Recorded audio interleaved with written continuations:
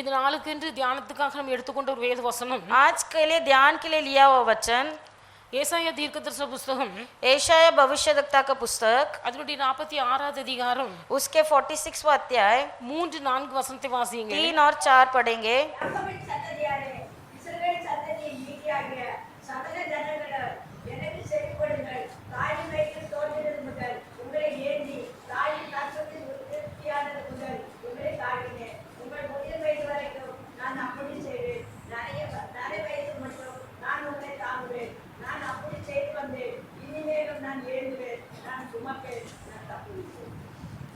யாக்கோபின் சந்ததியாரே, हे याकूब के घराने, இஸ்ரவேல் சந்ததியில் மீதியாகிய சகல ஜனங்களே, हे इज़राइल के घराने के सब बचे हुए लोगों, எனக்கு செவி கொடுங்கள். मेरी ओर कान लगाओ. தாயின் வயிற்றில் தோன்றினது முதல் तुम माँ के कोख में उत्पन्न होने से पहले உங்களை ஏந்தி तुम्हें संभाला. தாயின் கர்ப்பத்தில் உற்பத்தியான நாள் முதல் माँ के कोख में जन्म होने से पहले ही உங்களை நான் தாங்கினேன். मैंने तुम्हें लिए फिरता आया हूँ. உங்கள் முதிர் வயது வரைக்கும் நான் அப்படி செய்து வந்தேன். तुम्हारे बूढ़ापे में भी मैं वैसे ही बना रहूंगा. இனி மட்டும் நான் உங்களை தாங்குவேன். मैं अभी तक मैं संभाल रहा हूँ நான் அப்படியே செய்து வந்தேன். और वैसे ही संभालता आया हूँ இனிமேலும் நான் ஏந்துவேன்.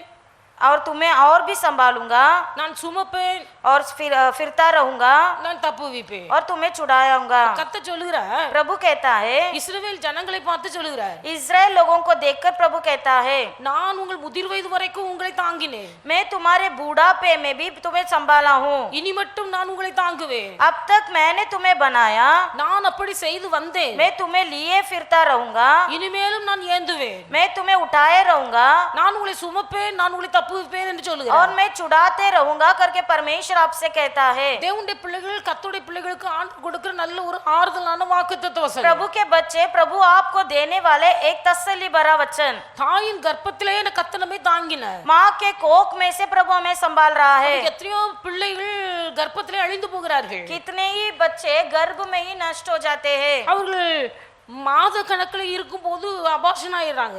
और वो महीना भर में जब रहते हैं वो अबॉर्शन भी हो जाते हैं கர்ப்பத்திலேயே சிதைந்து போகிறார்கள். और गर्भ में ही नष्ट हो जाते हैं. சில பிள்ளைகள் பூர்ண வளர்ச்சி அடைந்து कुछ बच्चे अच्छे से जब बढ़ जाते हैं பிறக்கிற சூழ்நிலையிலே பிறக்கிற நேரத்துல இறந்து போகிறார்கள். और डिलीवरी के समय कुछ बच्चे का मृत्यु हो जाता है. சிலவர்கள் ஒரு வருஷத்துல, ஒரு வயதுல, 2 வயதுல, 6 வயதுல, வயது வரம்புல மரித்து कोई போகிறார்கள். बच्चे 1 साल 2 साल जैसा उम्र होता है वैसे किसी किसी का मृत्यु हो जाती है. ஆனால் நம்மை தாயின் கர்ப்பத்திலே பாதுகாத்தவர், लेकिन परमेश्वर जिसने हमें माँ के कोख में संभाला, தாயின் கர்ப்பத்திலிருந்து வெளிவந்த நாள் முதல் माँ के कोख से बाहर आए उस दिन से लेकर இந்த நாள் வரையிலையும் अब तक நம்மை தாங்கி ஏந்தி சுமந்து தப்புவித்து கர்த்தர் நம்மை வழிநடத்தி வந்தார். हमें बनाया, लिए फिरता रहा, उठाए और छुड़ाते भी रहा है. அவர் சொல்லுகிறார், நான் இப்படியே உங்களை நடத்தி வந்தேன். मैं ऐसे ही तुम्हें चलाता आया हूँ, இனியும் நான் உங்களை அப்படியே நடத்துவேன். आगे भी मैं तुम्हें वैसे ही चलाऊंगा, இனியும் நான் உங்களை நடத்துவேன். आगे भी मैं चलाऊंगा. தேவனுடைய பிள்ளைகள், கர்த்தர் நம்மை தாங்கினார். परमेश्वर के बच्चे, प्रभु ने आपको संभाला है. முதிர் வயது வரையிலும் கர்த்தர் நம்மை தாங்கினார். आपके बूढ़ापे में भी आपको संभाला है. இனி வரும் நாட்களில் நான் உங்களை தாங்குவேன் என்று சொல்லுகிறார். प्रभु कहता है, आने वाले दिनों में भी मैं तुझे संभालूंगा. அதற்கு கீழுள்ள வசனங்களை நீங்க வாசிப்பீர்களானால், उसके नीचे वाले वचन को हम पढ़ेंगे. யாருக்கு என்னை சாயலும் சமமுமாக்கி, किसके लिए मैं अपना दाया बनकर, யாருக்கு நான் ஒப்பாகும்படிக்கு என்னை ஒப்பிடுவீர்கள். किससे मेरा मिलान करोगे कि हम एक समान ठहरे. இஸ்ரவேல் ஜனங்கள், इस्राएल लोग, அங்க சொல்லப்படுது, யாருக்கு என்னை சாயலும் சமமுமாக்குவீர்கள். तुम किससे मेरी उपमा दोगे யாருக்கு நான் ஒப்பாகும்படிக்கு என்னை ஒப்பிடுவீர்கள். और मुझे किसके समान बताओगे. பையில் இருக்கிற பொன்னை கொட்டி जेते थैली से सोना उंडेलते, வெள்ளியை தராசில் நிறுத்தி कांटे में चांदी तोलते हैं, தட்டானுடனே கூலி பொருத்திக் கொள்கிறார்கள். सुनार को मजदूरी देकर उसे देवता बनाते हैं. அவன் ஒரு தெய்வத்தை உண்டாக்குகிறான், तब वो उसे प्रणाम करते हैं, அதை பணிந்து கொள்கிறார்கள். वरन उनकी दंडवत भी करते हैं. அதை தோளின் மேல் எடுத்ததை சுமந்து वे उसको कंधों पर उठाकर लिए फिरते हैं, அதை அதன் ஸ்தானத்தில் வைக்கிறார்கள். उसके स्थान में रख देते हैं அவர் வைக்கப்பட்ட ஸ்தானத்தில் அது நிற்கிறது. और वह वही खड़ा रहता है. தன் இடத்தை விட்டு அது அசையாது. वो अपने स्थान से हटता नहीं सकता. ஒருவன் அதை சத்தமிட்டு கூப்பிட்டாலும் அது கேட்காது. यदि कोई उसकी दुआई भी दे तो भी वह न सुन सकता அது மறு உத்தரவும் கொடுக்காது. और न ही उत्तर देगा.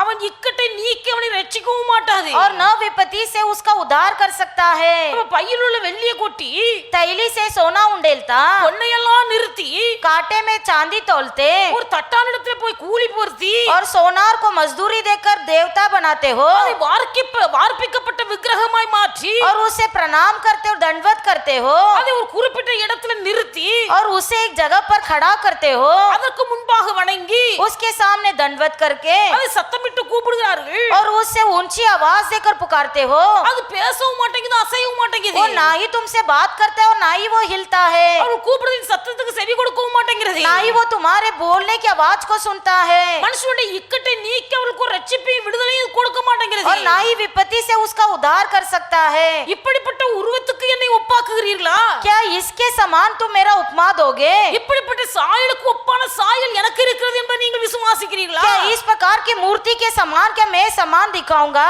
தேவனுடைய பிள்ளைகள் ஜனங்கள் கர்த்தரை விக்கிரகத்தின் சாயலுக்கு ஒப்பாக நினைத்து பார்க்கிறார்கள். प्रभु के बच्चे लोग प्रभु को एक देवताओं के समान देखते हैं। அதனால தான் ஆண்டவர் சொல்லுகிறார், इसलिए प्रभु कहता है, முரட்டு இருதயம் உள்ளவர்களே, हे अपराधियों, நீதிக்கு தூரமானவர்களே, इस बात का स्मरण करो, எனக்கு செவி கொடுங்கள், मेरी बात सुनो, எனக்கு செவி கொடுங்கள். मेरा बात सुनो।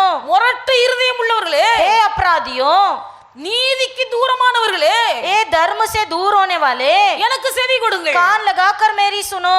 ஏன்னா क्योंकि நான் உங்களை தாயின் வயிற்றுல தாங்குறேன். क्योंकि मैंने तुम्हें कोख में संभाला, ஒவ்வொரு நாளும் உங்களை ஏந்தி சுமந்தேன். अब तक मैं एक एक दिन तुम्हें संभाल रहा हूँ, இதுவரையிலும் உங்களை தாங்கி வந்தேன். अब तक मैं संभाल कर आया हूँ, இனியும் உங்களை நான் தாங்குவேன். आगे भी मैं संभालूंगा। ஆனா நீங்க என்ன செய்றீங்க? लेकिन तुम क्या कर रहे हो?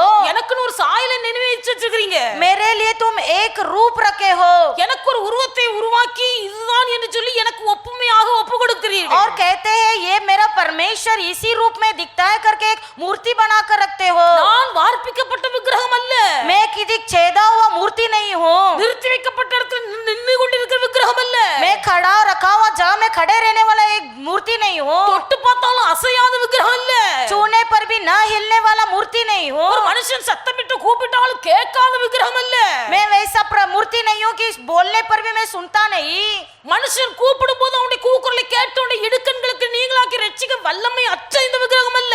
मैं ऐसा मूर्ति नहीं हूँ कि जब मनुष्य पुकारे तो मैं उसके पुकार को अनसुना कर दूं। அங்க சொல்லுகிறார், प्रभु कहता है, முந்தி பூர்வ காலத்தில் நடந்தவைகளை நினையுங்கள், पूर्व के दिनों को आप स्मरण करो, நானே தேவன், मैं ही परमेश्वर हूँ, வேறொருவர் இல்லை, दूसरा कोई नहीं, நானே தேவன், मैं ही परमेश्वर हूँ, எனக்கு சமமானவன் ஒருவனும் இல்லை. मेरे तुल्य कोई भी नहीं है। அப்ப எனக்கு சமமாய் நீங்கள் எவர்களை நிறுத்துகிறீர்கள்? तुम मेरे समान किससे तुम खड़ा करते हो? நானே தேவன், मैं ही परमेश्वर हूँ வேறொருவரும் தேவன் அல்ல, और कोई भी परमेश्वर नहीं है।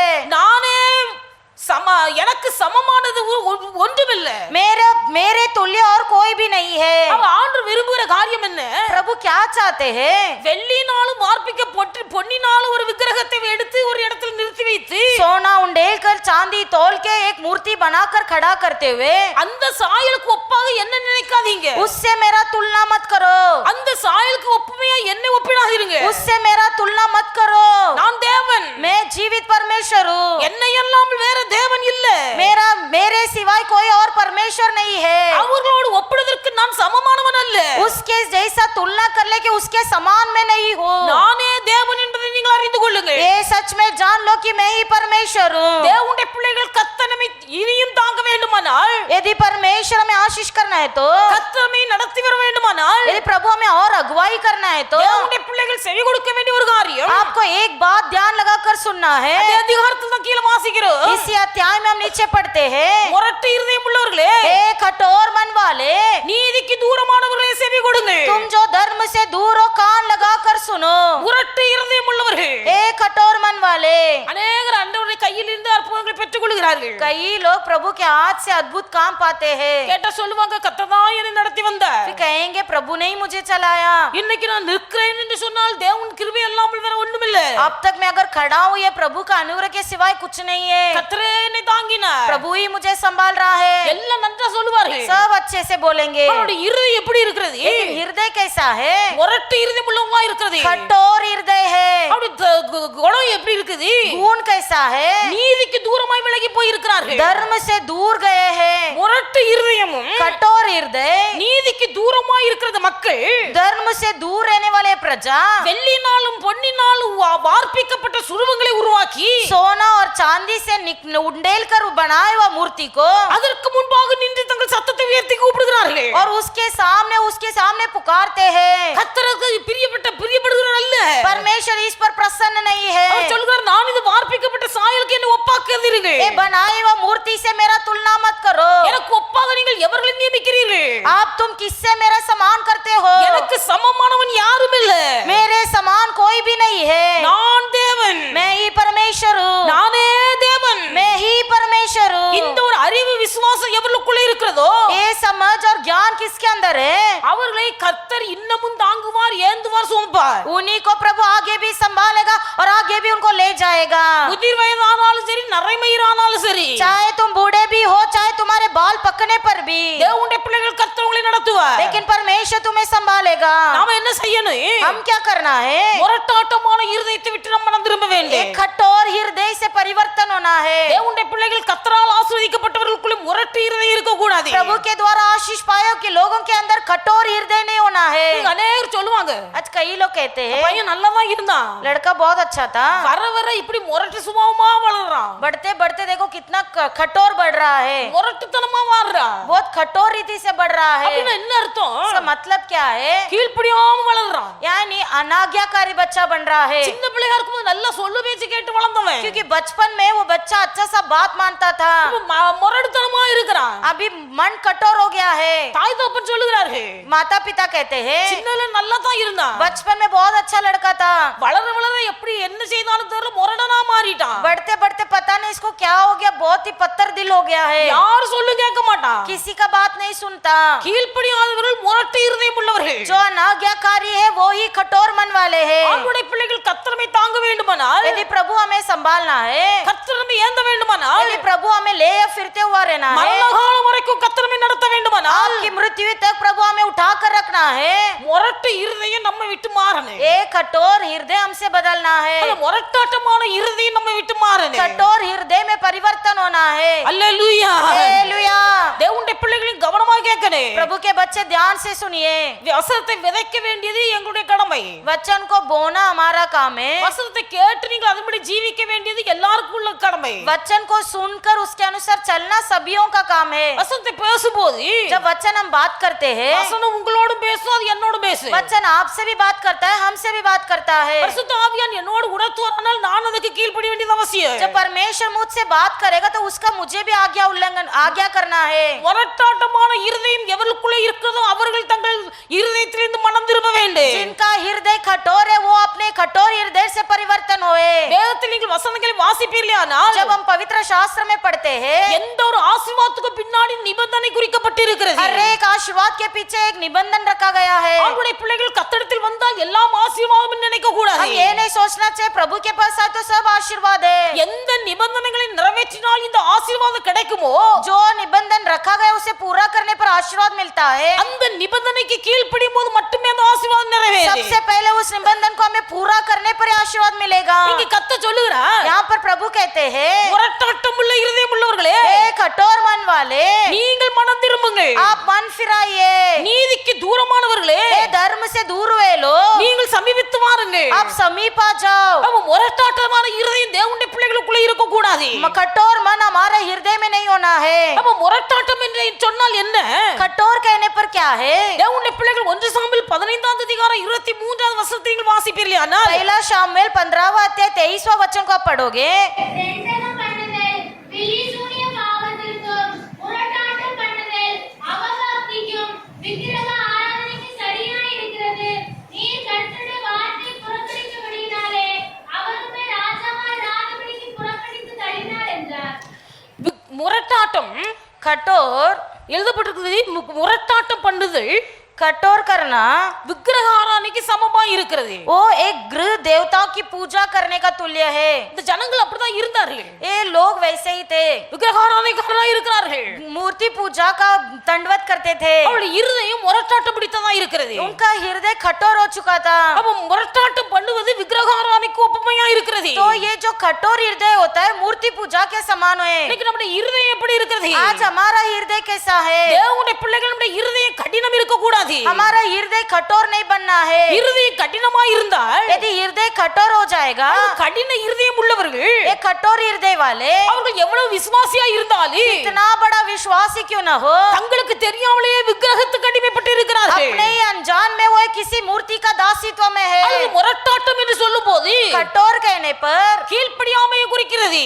आज्ञा उल्लंघन कहा जाता है। தேவனுடைய பிள்ளைகள் கர்த்தருடைய வார்த்தைக்கு நாம் கீழ்ப்படிய வேண்டும். प्रभु के बच्चे प्रभु के वचन को कान लगाकर सुनो। வேதம் முழுவதும் நீங்கள் வாசிப்பீர்களானால் पवित्र शास्त्र पूरा पढ़ोगे, கர்த்தர் தம்முடைய பிள்ளைகளிடத்தில் எதிர்பார்க்கிற முதல் காரியம் கீழ்ப்படிதல். सबसे पहले परमेश्वर हमसे ये चाहता है कि हम उसके आज्ञाकारी बने। கர்த்தருடைய வசனத்துக்கு நாம் கீழ்ப்படிய வேண்டும். उनके वचन का हम आज्ञाकारी बने। கர்த்தருடைய வசனத்துக்கு நாம் கீழ்ப்படியும் போது கர்த்தர் நம்மை जब ஆசீர்வதிக்கிறார். उनके वचन का हम आज्ञाकारी बनते, प्रभु हमें आशीष करता है। வசனம் என்று சொன்னாலும் வார்த்தை என்று சொன்னாலும் ஒண்ணுதான். वचन भी एक ही है, शब्द भी एक ही है। நேத்து நாம் வாசிக்கிறோம், प्रभु के वचन में हम पढ़ते हैं, ஆண்டவரால் சிருஷ்டிக்கப்பட்ட முதல் மனுஷன் ஆதாம். प्रभु के द्वारा रचा गया पहला मनुष्य का नाम है आदम। இந்த ஆதாமும் ஏவாளும் आदम और हव्वा அவர்கள் சிருஷ்டிக்கப்பட்டு ஏதேன் தோட்டத்திலே அமர்த்தப்பட்டார்கள். उनको सृष्टि करके अदन वाटिका में रखा गया था। அந்த ஏதேன் தோட்டத்தில் அமர்த்தப்பட்ட போது जब अदन वाटिका में रखा गया था, கர்த்தர் ஆதாமோடு சொல்லுகிறார், प्रभु ने आदम से कहा, நீங்கள் இந்த தோட்டத்தின் நடுவில் உள்ள ஜீவ விருட்சத்தின் கனியை நீங்கள் புசிக்க கூடாது. तुम इस वृक्ष जो वृक्ष जीवन का वृक्ष है, उसे तुम्हें खाना नहीं। ஜீவ நடுவில் உள்ள தோட்டத்தில் உள்ள விருட்சத்தின் கனியை புசிக்க கூடாது. इस वाटिका के बीच में जो वृक्ष है, उसे तुम्हें खाना नहीं। ஆண்டவருடைய பிள்ளைகள் இந்த வார்த்தை கேட்டார்கள். उन्होंने वचन तो सुना, ஆனா வார்த்தை கேட்டு கர்த்தருக்கு கீழ்ப்படிதான் நினைத்தார்கள். लेकिन शब्द सुन के आज्ञाकारी मानना चाहा। ஆனா சத்துருவானவன் வஞ்சகமாய் உள்ளே நுழைகிறார். शत्रु चतुराई से वाटिका में प्रवेश किया। எல்லாவற்றை பார்க்கிற சாத்தான் நம்ம மேல் அதிக கண்ணோட்டமாய் இருக்கிறார். सबसे बढ़कर शैतान हमारे पर नजर बहुत रखा है। கர்த்தருடைய வார்த்தைக்கு கீழ்ப்படிய வேண்டும் என்று நினைக்கும் போது जब हम सोचते हैं कि प्रभु का शब्द को माने, ஆண்டவருடைய வார்த்தைக்கு கீழ்ப்படிய விடாமல் वो अपना प्रभु के वचन को आज्ञा उल्लंघन करने के लिए, ஏன்னா சத்துருக்கு தெரியும் शैतान जानता है கர்த்தருடைய வார்த்தைக்கு கீழ்ப்படிந்தால் ஆசீர்வாதம், ये अगर बात मानेंगे तो आशीर्वाद पाएंगे। கர்த்தருடைய வசனத்துக்கு கீழ்ப்படிந்தால் ஆசீர்வாதம். यदि प्रभु का वचन मानेंगे तो आशीर्वाद पाएंगे। தேவனுடைய பிள்ளைகள் ஆசீர்வாதமாய் இருப்பதை சாத்தான் விரும்ப மாட்டார். कभी शैतान ये नहीं चाहेगा कि हम आशीर्वाद रहे। சாத்தான் எதிரி, शैतान हमारा दुश्मन है, எதிரி. दुश्मन है। தேவனுடைய பிள்ளைகளுக்கு எதிரி சாத்தான். हमारा दुश्मन शैतान है। அப்ப ஒரு எதிரி தேவனுடைய பிள்ளைகள் ஆசீர்வாதமாய் இருப்பதை விரும்ப மாட்டார். कोई भी दुश्मन ये नहीं चाहेगा कि उनके दूसरे लोग आशीर्वाद रहे। ஆனால் நம்முடைய ஆண்டவராகிய இயேசு கிறிஸ்து लेकिन हमारा प्रभु यीशु मसीह நாம் ஆசீர்வாதமாய் இருக்க வேண்டும் என்பதற்காக, हम आशीर्वाद रहने के लिए, நம்முடைய ஐஸ்வரியத்துக்காக हमारे आशीर्वाद के लिए, அவர் தரித்திரரானார் என்று எழுதப்பட்டிருக்கிறது. हमारी उन्नति के लिए वो दरिद्र बने। அவருடைய தரித்திரத்தினாலே நாம் ஆசீர்வதிக்கப்பட்டிருக்கிறோம். उनके दरिद्र के कारण हम आशीर्वाद हुए हैं। இப்படி இருக்கு ऐसे होने पर ஆசீர்வாதத்தை தடுத்து நிறுத்துவதற்கு முதல் காரியம் கீழ்ப்படியாமை.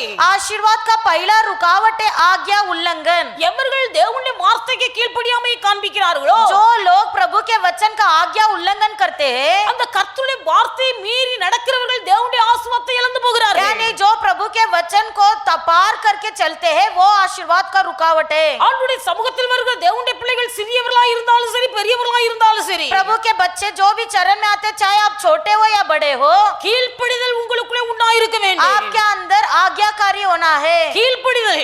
आज्ञाकारी। ஆண்டவருடைய பிள்ளைகள் ஆதாமும் ஏவாளும் கர்த்தருடைய வார்த்தைக்கு கீழ்ப்படியாமை காண்பித்தபடியினால் आदम और हव्वा जब प्रभु के बातों को माना नहीं, அந்த ஏதேன் தோட்டத்தை விட்டு விரட்டப்பட்டார்கள். उन्हें अदन वाटिका से बाहर भेज दिया गया। ஏதேன் தோட்டத்தை விட்டு விரட்டப்பட காரணம் அவருடைய கீழ்ப்படியாமை. अदन वाटिका से बाहर निकलने का कारण आज्ञा उल्लंघन। கர்த்தருடைய வார்த்தைக்கு கீழ்ப்படியவில்லை. प्रभु के बात को माना नहीं। ஆண்டவர் பட்சபாதம் உள்ளவர் அல்ல. हमारा परमेश्वर पक्षपात नहीं करते। தேவனால் சிருஷ்டிக்கப்பட்ட முதல் மனுஷனுக்கே இந்த காரியம் என்றால், यदि प्रभु के द्वारा रचे गए पहला मनुष्य का ये हाल है, தேவனுடைய பிள்ளைகள் இன்னைக்கு நம்முடைய நிலைமை நாம் ஆராய்ந்து பார்க்க வேண்டும். थोड़ा हमारे जीवन को हम स्पर्श करके देखेंगे। கர்த்தருடைய வார்த்தைக்கு கீழ்ப்படியவில்லை. हम प्रभु के वचन को नहीं मानते। இந்த சவுல் ராஜாவை ராஜாவை குறித்து நாம் பார்க்கிறோம். शाऊल राजा के बारे में हम देखते அந்த சவுல் ராஜாவுடைய சம்பவத்துல தான் சாமுவேல் சொல்லுகிறார். शाऊल राजा के इस घटने में ही शामुएल कहते हैं முரட்டாட்டம் பண்ணுவது விக்கிரகாராதனைக்கு சரியா இருக்கிறது. जो भी कठोर हृदय वाले वो मूर्ति पूजा के समान है। கர்த்தருடைய வார்த்தைக்கு கீழ்ப்படிய மனம் இல்லை. प्रभु के वचन को मानना हृदय नहीं, இருதயத்தில் ஒரு கௌரவம், हृदय में घमंड, இருதயத்தில் ஒரு முரட்டாட்டம், हृदय में एक घमंड, அது இருதயத்தில் ஒரு கடினம். हृदय कठोर, கர்த்தருடைய வார்த்தைக்கு கீழ்ப்படிய மனம் இல்லை. जो प्रभु के बातों को नहीं मानते हैं। ஆண்டவர் சொன்னார், यहोवा ने कहा இந்த அமலேக்கியரை வானத்தின் கீழ் எங்கும் இராதபடிக்கு நீ அவளை அழித்து போடு. इन सारे अमलेकियों को जो एक भी न बचे सबको नाश कर दे। அமலேக்கியரை அழித்து போடு. सारे अमलेकियों को नाश कर दे। அமலேக்கியர் என்று சொன்னால் अमलेकियों कहने पर வேதத்தில் எழுதப்பட்டிருக்கிறது, पवित्र शास्त्र में लिखा है இஸ்ரவேல் ஜனங்கள் எகிப்திலிருந்து வெளியே வந்தபோது जब इस्राएली लोग मिस्र देश से बाहर आए, அவர்கள் வனாந்தரத்தில் வழிநடத்தி கொண்டு போகப்படும் போது जब उन्हें जंगल में चलाया गया था, அவர்கள் தங்கள் வாழ்க்கையிலே முன்னோக்கி போகாதபடிக்கு उनके जीवन में न आगे बढ़ते हुए இஸ்ரவேல் ஜனங்களுடைய வழியை மறித்தவர்கள் அமலேக்கியர். इस्राएली लोगों का रास्ता को रोके हुए अमलेकियों है। அவர்கள் வனாந்தரத்தில் தான் நடக்கிறார்கள். वो जंगल में चल रहे हैं। அவருடைய வாழ்க்கையில் சம்பவிக்கிறது என்ன என்பதை கர்த்தர் பார்த்து கொண்டிருக்கிறார். प्रभु उनके जीवन में क्या क्या घट रहा है सब देख रहा है। தேவனுடைய பிள்ளைகள் இன்னைக்கு கர்த்தர் காணாதவர் போல இருக்கலாம். परमेश्वर के बच्चे हम चाहे जल रहे हैं, ஆனா வேதம் சொல்லுகிறது, वचन कहता है அன்றைக்கு இஸ்ரவேல் ஜனங்களை வழிமறித்த செய்கைகளை நான் என் மனதில் வைத்திருக்கிறேன் என்று சொல்லுகிறார். उस दिन जो इस्राएल लोगों के साथ काम हुआ था उसे मैंने अपने हृदय में रखा है। தேவனுடைய பிள்ளைகளும் கவனமாய் இருக்குது. हमें बहुत चौकस रहना है। மற்றவருடைய ஆசீர்வாதத்துக்கு தடையாய் நாம் இருப்போமேயானால் यदि दूसरों का आशीर्वाद का हम रुकावट बनेंगे, நீங்கள் நினைக்கலாம், हम सोचते होंगे நாம் மறைமுகமாய் கிரியை செய்கிற கிரியை யாருக்கு தெரியும்? मैं जो गुप्त में कर रहा हूँ ये कौन जानता है? அவருடைய பிள்ளைகள் கர்த்தர் பார்க்கிறார். लेकिन प्रभु देख रहा है। மற்றவருடைய முன்னேற்றத்தை தடுக்கிற கிரியைகளை கர்த்தர் பார்க்கிறார். दूसरों की बढ़ोतरी को रोकने वाला क्रियाओं को प्रभु देख रहा है। இஸ்ரவேல் ஜனங்களை வழிமறித்தவர்கள் இந்த அமலேக்கியர்கள். इस्राएली लोगों को रोका हुआ ये अमलेकियों थे। இந்த அமலேக்கியர் வானத்தின் கீழே எங்க இருக்க கூடாது. ये अमलेकियों इस पृथ्वी आसमान के नीचे कहीं भी नहीं दिखना है। அதைத்தான் சவுலிடத்தில் சொன்னார். इससे ही शाऊल को कहा गया था। ஆனா சவுல் என்ன செய்தார்? लेकिन ये शाऊल ने क्या कहा? ஒண்ணுக்கும் இல்லாத நோய் பிடிச்ச கனவீனமாட்ட ஒரு மாதிரிப்பட்ட காரியங்களை எல்லாம் அழித்து போட்டார். ஆடு மாடுகளை सब जो कमजोर थे जो बेकार के थे वैसे भेड़ बकरियों को मार डाला கொழுமையான ஆடு மாடுகளை எல்லாம் தப்ப வைத்தார். और जो सब तंदुरुस्त थे उसे बचा लिया। அமலேக்கின் ராஜாவாகிய ஆகாகை உயிரோடு பிடித்து தப்ப வைத்தார். और अमलेकियों को राजा को भी उसने बचा लिया। சாமுவேல் வருகிறார். शमूएल आए, என் செவிகளில் விழுகிற சத்தம் ஆடு மாடுகளின் சத்தம் என்ன? मेरे भेड़ बकरे की जो आवाज सुन रहे वो किसका आवाज है? சாமுவேலை பார்த்த உடனே ஒரு பொய். शमूएल को देखते ही एक झूठ। நீ சொன்ன வார்த்தைகள் என்ன நிறைவேற்றினே? प्रभु तूने जो कहा वैसे मैंने किया। சாமுவேல் கேக்குறார். शमूएल ने पूछा, நான் சொன்ன வார்த்தை நீ நிறைவேற்றினால் यदि मैंने जो कहा उसने तूने पूरा किया होता என் காதுல விழுகிற இந்த ஆடு மாடுகளின் சத்தம் என்ன? तो मेरे कान में जो ये भेड़ बकरियों की आवाज सुन रही क्या है? அப்பமும் சொல்லுகிறார், तब वो कहता है உம்முடைய தேவனுக்கு பலி செலுத்தும்படியாய் तेरे पर आपके परमेश्वर को बलि चढ़ाने। என்னுடைய தேவன் சொல்லல, मेरा परमेश्वर ने कहा உம்முடைய தேவனுக்கு பலி செலுத்தும்படியாய் आपके परमेश्वर को बलि चढ़ाने உம்முடைய ஜனங்கள் இவைகளெல்லாம் அவருடைய கையிலிருந்து தப்புவித்தார்கள். तेरी प्रजा इन सारे बातों को उन्होंने संभाल कर लाया है। அந்த தப்பை தன்மேல் ஏற்றுக்கொள்ள அவனுக்கு மனமில்லை. वो गलती को अपने ऊपर लेने के लिए तैयार नहीं, தான் செய்த தவறை மற்றவர்கள் மீது வைக்கிறார். जो खुद ने किया है दूसरे पर दबा रहा है। கர்த்தர் சொல்லுகிறார், प्रभु कहता है நீ பண்ணுகிற இந்த முரட்டாட்டு तूने जो ये कठोर से किया है விக்கிரகாராதனைக்கு சமமாய் இருக்கிறது. ये गृह देवताओं के पूजा के तुल्य है। தேவனுடைய பிள்ளைகள் கீழ்ப்படியாத சவுல் ये जो आज्ञा उल्लंघन शाऊल தன் ராஜ்யபாரத்தை இழந்து போனார். अपने राज्य पद को खो बैठा। சாமுவேல் சவுலை பார்த்து சொல்லுகிறார், शमूएल ने शाऊल से कहा நீருடைய குடும்பத்தில் மிகவும் எளியவராய் இருந்தீர். तू तेरे घर पे सबसे नीचा हुआ इंसान था। கோத்திரங்களில் எல்லாம் உம்முடைய கோத்திரம் சிறியது. तेरे गोत्र में से सारे गोत्र से तेरा गोत्र नीचा था। இப்படிப்பட்ட நிலைமையில इस परिस्थिति में கழுதையை தேடி போன உன்னை அல்லவா கர்த்தருடைய கரம் தேடி வந்தது. परमेश्वर जो तू गधा को ढूंढ के गया प्रभु तुझे ढूंढ कर आया। எந்த நிலைமையில இருந்து நீ ஆசீர்வதிக்கப்பட்டாய்? कहां से तुझे प्रभु आशीर्वाद किया है? ஆனா கர்த்தருடைய வார்த்தைக்கு நீ கீழ்ப்படியவில்லை. लेकिन तू प्रभु का बात नहीं माना। தேவனுடைய பிள்ளைகள் இன்னைக்கு அநேகர் அப்படித்தான். आज कई लोग ऐसे ही है। கர்த்தரை எந்த இடத்திலிருந்து கொண்டு வந்தார் என்பதை மறந்து போகிறார்கள். हम कई बार भूल जाते कि प्रभु ने हमें कहां से उठा कर रखा है। கர்த்தரை புழுதியிலிருந்து தூக்கி எடுத்தார். प्रभु ने हमें कूड़ों से उठाया है। கர்த்தரை குப்பையிலிருந்து தூக்கினார். प्रभु ने हमें कचरों से उठाया है। தாயின் கர்ப்பத்திலே கர்த்தரை தாங்கினார். मां के कोख में प्रभु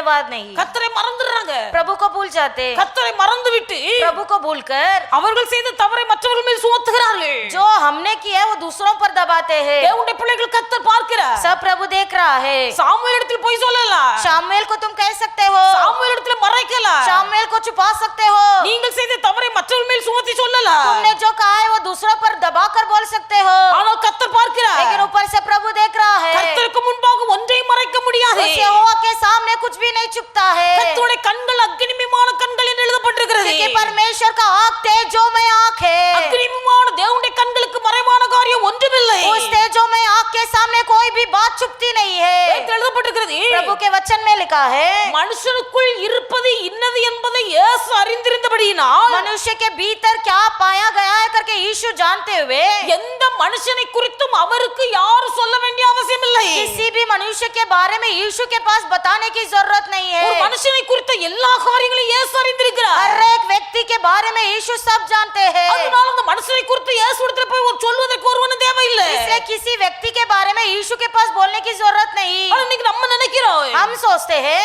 யாரோ சொல்லி கொடுத்துட்டாங்க, किसी ने तो कान भर दिया, யாரோ சொல்லி கொடுத்துட்டாங்க. किसी ने तो बोल दिया है। தேவனுடைய பிள்ளைகள் கர்த்தருக்கு சொல்ல வேண்டிய ஆட்கள் எவரும் இல்லை. हे प्रभु के पास कोई भी बताने की जरूरत नहीं। கர்த்தர் வானத்தில் இருக்கிறார், நம் பூமியில் இருக்கிறார். प्रभु स्वर्ग में है, हम पृथ्वी पर है। கர்த்தர் உங்கள் இருதயத்தை ஆராய்ந்து பார்க்கிறார். प्रभु आपके हृदय को जांचता है। தேவனுடைய வார்த்தைக்கு கீழ்ப்படியாததினாலே जो कोई प्रभु के वचन को आज्ञा नहीं मानते, இந்த சவுல் தன் ஸ்தானத்தை, தன் ராஜ்யபாரத்தை இழந்து போனார். शाऊल ने अपना राज पद को खो बैठा, தேவனுடைய அபிஷேகத்தை இழந்து போனார். प्रभु का अभिषेक को खो बैठा। தேவனுடைய பிள்ளைகள் இன்றைக்கு நம்முடைய நிலைமை நாம் ஆராய்ந்து பார்க்கணும். प्रभु के बच्चे हमारे जीवन को हम तुल्य करेंगे। கர்த்தருடைய வார்த்தைக்கு கீழ்ப்படியாததினாலே हमारे हम जो प्रभु के वचन को आज्ञा नहीं मानते, கர்த்தர் உணர்த்துகிற வசனத்துக்கு கீழ்ப்படியாததினாலே जो परमेश्वर से बार बार बात करता है उसका मानते அந்த नहीं, கீழ்ப்படியாமையினாலே தேவனுடைய பிள்ளைகள் இன்றைக்கு அநேகர் அபிஷேகத்தை இழந்து போய் उस நிற்கிறார்கள். आज्ञा उल्लंघन के कारण आपने अभिषेक को खो बैठे हो। அபிஷேகம் பூமியை விட்டு எடுபட்டு போகும் நாட்கள் வரும். बहुत जल्दी दिन आ रहा है कि अभिषेक छीन लिया जाएगा। பரிசுத்த ஆவி அந்த பூமியை விட்டு எடுபட்டு போகும் நாட்கள் வரும். पवित्र आत्मा इस पृथ्वी से उठा लिए जाएंगे। அப்பேற்பட்ட நாட்கள் வருவதற்கு முன்பதாக वो दिन आने से पहले தேவனுடைய பிள்ளைகள் உங்கள் ஆவியிலே நீங்கள் அனல் உள்ளவர்களாய் இருங்கள். आप अपने आत्मा में बहुत जलते हुए रहे। கர்த்தர் உங்களை பார்க்கிறார். प्रभु आपको देख रहा है। கீழ்ப்படிந்தால் ராஜ்யபாரம் நிலைத்திருக்கு. आज्ञा मानेंगे तो आपका राज्य सिर खड़ा रहेगा। கீழ்ப்படிந்தால் கர்த்தர் இன்னும் உங்களை நடத்துவார். आज्ञा मानोगे तो आगे और चलाएगा। கர்த்தருடைய வார்த்தைக்கு வசனத்துக்கு கீழ்ப்படியக்கூடிய நல்ல இருதயம் இருக்குமேயானால் जब प्रभु का वचन मानने का एक अच्छा हृदय होगा तो இதுவரையிலும் உங்களை தாங்கி ஏந்தி சுமந்து நடத்தின தெய்வம் जो परमेश्वर अब तक आपको संभाल कर रखा है, இனி வரும் நாட்களிலேயும் கர்த்தர் உங்களோடு கூட இருந்து உங்களை தாங்கி நடத்துவார். आगे आने वाले दिन में भी प्रभु आपको संभाल कर रखेगा। அல்லேலூயா, हालेलुया, அல்லேலூயா. हालेलुया। 127 தேசத்துக்கு ராஜாவாய் இருந்தவன் ஆகாஸ்வேரு. 127 प्रांतों का राजा था शेर्ष राजा, ஆனால் இந்த ராஜாவுக்கு மனைவியாய் இருந்தவன் வஸ்தி. लेकिन ये राजा की पत्नी थी वस्ती। இந்த வஸ்தி ये वस्ती தன் புருஷன் கூப்பிட்டு அனுப்பின போது जब उसके पति ने उसको बुलाया, ராஜாவின் சொல்லை தட்டி, राजा का बात को उल्लंघन करके, அதாவது புருஷனுடைய வார்த்தையை கீழ்ப்படியாமல் यानी पति का बात को न मानते हुए புருஷனுடைய வார்த்தையை மதிக்கவில்லை. और पति का बात को माना ही नहीं। தேவனுடைய பிள்ளைகள் இதற்கு ஆவிக்குரிய பிரகாரமாய் அநேக அர்த்தங்களை நாம் சொல்ல முடியும். इसके लिए कहीं आत्मिक रीति से अर्थ बताया जाता है, சுருக்கமாய் சொன்னால் लेकिन संक्षेप में बताएगा तो புருஷனுடைய வார்த்தைக்கு மனைவி கீழ்ப்படியவில்லை. पत्नी ने पति का बात माना नहीं। இதைத்தான் அங்கு இருந்த பெரியவர்கள் சொல்றாங்க. यही वहाँ के बड़े लोग ने कहा, ராஜாவே, ராணி நீர் சொன்ன வார்த்தைக்கு கீழ்ப்படியவில்லை என்று அறிவார்களேயானால் ए राजा, यदि आपकी पत्नी ने आपका बात माना नहीं, एक बार सुनेंगे तो இந்த தேசம் எங்கும் உள்ள ஸ்திரீகள் ये देश के सारे लड़की लोग தங்கள் புருஷனை மதிக்க மாட்டார்கள். वो अपनी पति की आदर नहीं करेंगे, புருஷனுடைய வார்த்தைக்கு கீழ்ப்படிய மாட்டார்கள். पति के बात को उल्लंघन करेंगे। ஆனபடினாலே அவள் ஸ்தானத்தில் வேறொருத்தி ராணியாய் கொண்டு வர வேண்டும். इसलिए उसके जगह में किसी और को रानी बनाना है। கீழ்ப்படியாத வஸ்தி தன் ஸ்தானத்தை விலகி போனாய். आज्ञा उल्लंघन कही हुई वस्ती पद को खो बैठी। ரட்சிக்கப்பட்ட விசுவாசிகள் उधार पाए विश्वासियां தேவனுடைய பிள்ளைகள் புருஷனுடைய வார்த்தைக்கு நீங்கள் கீழ்ப்படிய வேண்டும். अपने पति के बात मानिए, கீழ்ப்படிதல் உண்டாகணும். आज्ञाकारी बनो। எவர்கள் கீழ்ப்படிகிறார்கள்? कौन आज्ञाकारी होते? இருதயத்தில் தாழ்மை இருந்தால் கீழ்ப்படிதல் உண்டாகும். जिसका हृदय में दीनता होगा वो आज्ञाकारी आज्ञाकारी बनेगा। முரட்டாட்டமான இருதயம் உள்ளவர்கள் கீழ்ப்படிய மாட்டார்கள். जो कठोर हृदय रहेगा वो कभी आज्ञाकारी नहीं होगा। புருஷனுடைய வார்த்தைக்கு மதிப்பு கொடுக்கணும். पति के बात को मानो, புருஷனை கனம் பண்ணுங்க. पति का आदर करो। தேவனுடைய பிள்ளைகள் இந்த அநேக நம்ம சொல்லுகிறோம். आज कई लोग से हम कहते हैं, நாங்க ஒரு வீட்டுக்கு போயிருந்தோம். एक घर पर हम गए थे, அவங்க இந்து ஜனங்கள் தான், वो हिंदू प्रजा थे, கூட்டு குடும்பமா இருக்கிறாங்க. जॉइंट फैमिली है, கூட்டு குடும்பமா இருக்கிறாங்க. जॉइंट फैमिली है। அண்ணன் தம்பி ரெண்டு பேரு கல்யாணம் முடிஞ்சவங்க. दो भाई लोग थे और शादी हुआ था। காலையில தூங்கி முழிச்சு குளிச்சு ரெடி ஆகி सुबह नहा धो के तैयार होकर அவங்க ஆபீஸ்க்கு பெறப்படுறாங்க. ऑफिस की तैयारी कर रहे थे। அவங்க மனைவிமார் வர்றாங்க. उनकी पत्नियां है, அவங்களும் குளிச்சு ரெடி ஆகி வர்றாங்க. वो भी नहा धो के तैयार होके आई। அவங்க வேலைக்கு போறதுக்கு முன்னாடி वो नौकरी जाने से पहले அவங்க நிக்கறாங்க. खड़े थे, அவங்க மனைவிமார் வர்றாங்க. उनके पत्नियां आई, அவங்க புருஷனுடைய காலை தொட்டு கும்பிடுறாங்க. अपने पति के पैर छूकर ये किया, दंडवत किया, சமாதானமா வேலைக்கு புறப்பட்டு போகிறார். और वो खुशी खुशी अपना नौकरी लौटता है, जाता கர்த்தரை है। அறியாதவர்கள் अनजाने जो प्रभु के, தங்கள் புருஷனுக்கு மரியாதை கொடுக்கிறார்கள். देखो कैसे अपने पति का आदर करते हैं। கர்த்தரை அறியாதவர்கள் प्रभु को जानते नहीं, கூட்டு குடும்பத்தை விரும்புகிறார்கள். वो चाहते हैं कि एक जॉइंट फैमिली बने रहे। இன்றைக்கு விசுவாசிகள் என்று சொல்லக்கூடியவர்கள் आज हम जो विश्वासी कहते हैं, இன்னைக்கு எல்லாரும் வீடு தனிமையா இருக்க வேண்டும் என்று விரும்புகிறார்கள். आज सब लोग चाहते हैं कि हम अपने अकेले अकेले परिवार में रहे, ஏன்னா தனியா இருந்தா கேட்கறதுக்கு யாரும் இருக்காது. क्योंकि जब अपना एक परिवार होता है कोई हक नहीं जताएगा அப்படி उसमें। இருக்கும்போது தான் குறுகிய மனப்பான்மை உண்டாகுது. ऐसे होने पर ही हृदय बहुत छोटा हो जाता है। நானும் என் புருஷனும், मैं और मेरा पति, நானும் என் பிள்ளையும் मैं और मेरे बच्चे இந்த குறுகிய வட்டத்துக்குள்ள கடந்து வர காரணம் என்ன? ऐसे छोटे से गोल के अंदर घूमने का कारण क्या है? தாழ்மை இல்லாததினாலே, क्योंकि अंदर दीनता नहीं है மற்றவருடைய வார்த்தைக்கு கீழ்ப்படிய வேண்டும் என்கிற எண்ணம் இல்லாததினாலே, और दूसरों का बात मानने की जरूरत नहीं है, தனியா இருக்க விரும்புகிறார்கள். इसलिए अकेला रहना चाहते हैं। ஏன்னா யார் சொல்லி கீழ்ப்படிய வேண்டிய அவசியம் இல்லை. किसी की बात मानने की जरूरत नहीं। தேவனுடைய பிள்ளைகள் கவனமா இருக்கணும். प्रभु के बच्चे ध्यान रहे, கர்த்தர் நமக்கு தந்த குடும்பத்திலே प्रभु ने जो आपको परिवार दिया है, நமக்குள்ளே நல்ல தாழ்மை உண்டாயிருக்க வேண்டும். आपके अंदर अच्छा एक दीनता होना है। புருஷனை மதிக்க கற்றுக்கொள்ள पति வேண்டும். का आदर करना सीखो, புருஷனுடைய வார்த்தைக்கு கீழ்ப்படிய கற்றுக்கொள்ள पति வேண்டும். का बात मानना सीखो। இன்னைக்கு சில சொல்லுவாங்க, आज कई लोग कहते हैं அது வருது போகுது, वो आ रहा है जा रहा है, அது வருது போகுது, वो आ रहा है जा रहा है, அது வருது போகுதுன்னு சொன்னா वो आ रहा है जा रहा है कहने पर பேதுரு சொல்லுகிறா, पतरस कहता है, நீங்க அது வருது போகுதுன்னு சும்மா இருந்தா அந்த ஆள் ஒரு நாள் ரட்சிக்கப்படாது. जब तक तुम कहोगे वो आ रहा है जा रहा है, वो कभी उधार नहीं पाएगा। பேதுரு சொல்லும்போது சொல்லுகிறா, पतरस इस प्रकार कहता है, மயிரை பின்னி बालों को समेटकर, உயர்ந்த வஸ்திரங்களை உடுத்தி बहुत बहुमूल्य वस्त्र पहनकर, ஆபரணங்களை அணிந்து கொண்டு सोने चांदी को डालकर, இப்படி எல்லாம் அலங்கரிப்பு உங்களுக்கு அலங்காரமா இராமல் ये सारी सजावट तुम्हारा सजावट न बनते हुए சாந்தமும் அமைதலும் உள்ள ஆவியாகிய இருதயத்தில் மறைந்திருக்கிற குணமே உங்களுக்கு அலங்கரிப்பா இருக்க கடவுது. वरन तुम्हारे छिपा हुआ गुप्त मनुष्यता, नम्रता और मन की दीनता ही बहुत जरूरत है। ஆதியிலே இந்த ஸ்திரீகள் प्राचीन काल के स्त्रियां தங்கள் புருஷன்மார்களை वो अपने पति के போதனை இன்றி கிறிஸ்துவுக்குள் வழி நடத்தினார்கள். बिना उपदेश के ही उन्हें उधार में चलाए। அவங்க சொல்லி சொல்லி சொல்லி சொல்லி காட்டி காட்டி கொண்டு வரணும் அவசியம் இல்ல. ऐसे बार बार बोल बोल के टोच टोच कर उधार में नहीं ला सकते। தங்கள் கற்புள்ள நடக்கையினாலே தங்கள் புருஷனை தங்கள் வழியில் ஆதாயப்படுத்திக் கொள்கிறார்கள். अपने चाल चलन से ही अपने पति को उन्होंने प्रभु के मार्ग में लाए। பெண்களுடைய நடக்கை பார்த்து புருஷன்மார்கள் ஆதாயப்படுத்திக் கொள்ளப்படுகிறார்கள். एक स्त्री की चाल चलन से ही उसका पति प्रभु में आता है। நாம எப்படி இருக்கிறோம்? हम कैसे हैं? தேவனுடைய பிள்ளைகள் அநேக ஆண்கள் உள்ளத்துக்குள்ளே அழுது கொண்டிருக்கிறார்கள். कई आदमी लोग अंदर रोते हैं, ஆனா வெளியே சொல்ல மாட்டாங்க. बाहर नहीं कहेंगे, உள்ள அழுறாங்க. अंदर रोते हैं। கர்த்தர் பார்க்கிறார். प्रभु देख रहा है। சொல்லும்போது சொல்லுகிறார்கள், वो इस प्रकार कहते हैं, எனக்கு ஆவிக்குரிய ஜீவிதத்தில் வளரணும் என்ற நல்ல ஆசை. मैं चाहता हूँ कि मैं आत्मिक रीति में बढ़ूं, கர்த்தரை விசுவாசிக்க வேண்டும், ஏற்றுக்கொள்ள வேண்டும் என்ற நல்ல ஆசை. मुझे विश्वास है प्रभु को पूरी तरह से ग्रहण कर लूं। ஆனா அதுக்கு எங்க வீட்ல வழி இல்ல. लेकिन मेरे घर के अंदर वैसे परिस्थिति नहीं, வழி இல்ல.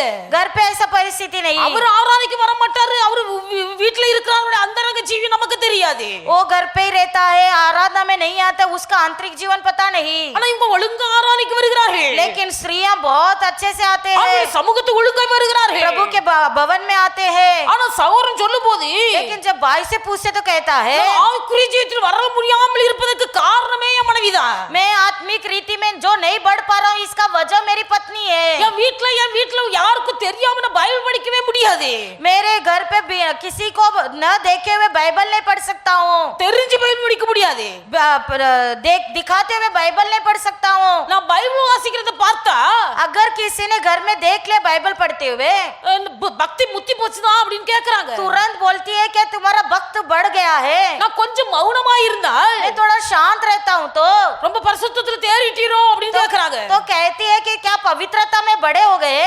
ஒரு நாள் அல்லது 2 நாள், एक दिन 2 दिन, அதற்கு மேற்பட்டு என்னால் பொறுமையா இருக்க முடியவில்லை. उसके अलावा मैं ज्यादा टिक नहीं पाता हूँ, அதனால பைபிள் வாசிக்கிறத விட்டுட்டேன். इसलिए बाइबल पढ़ना छोड़ दिया, ஜெபிக்கிறத விட்டுட்டேன். प्रार्थना करना छोड़ दिया. போதும் போதும் அந்த வழி. बस बस ये रास्ता. அநேக ஆண்கள் தங்கள் இருதயத்திலே அழுது கொண்டிருக்கிறார்கள். ऐसे कई सारे आदमी अपने हृदय में रो रहे हो. ஆண்களுடைய இருதய கண்ணீருக்கு காரணமே பெண்கள் தான்.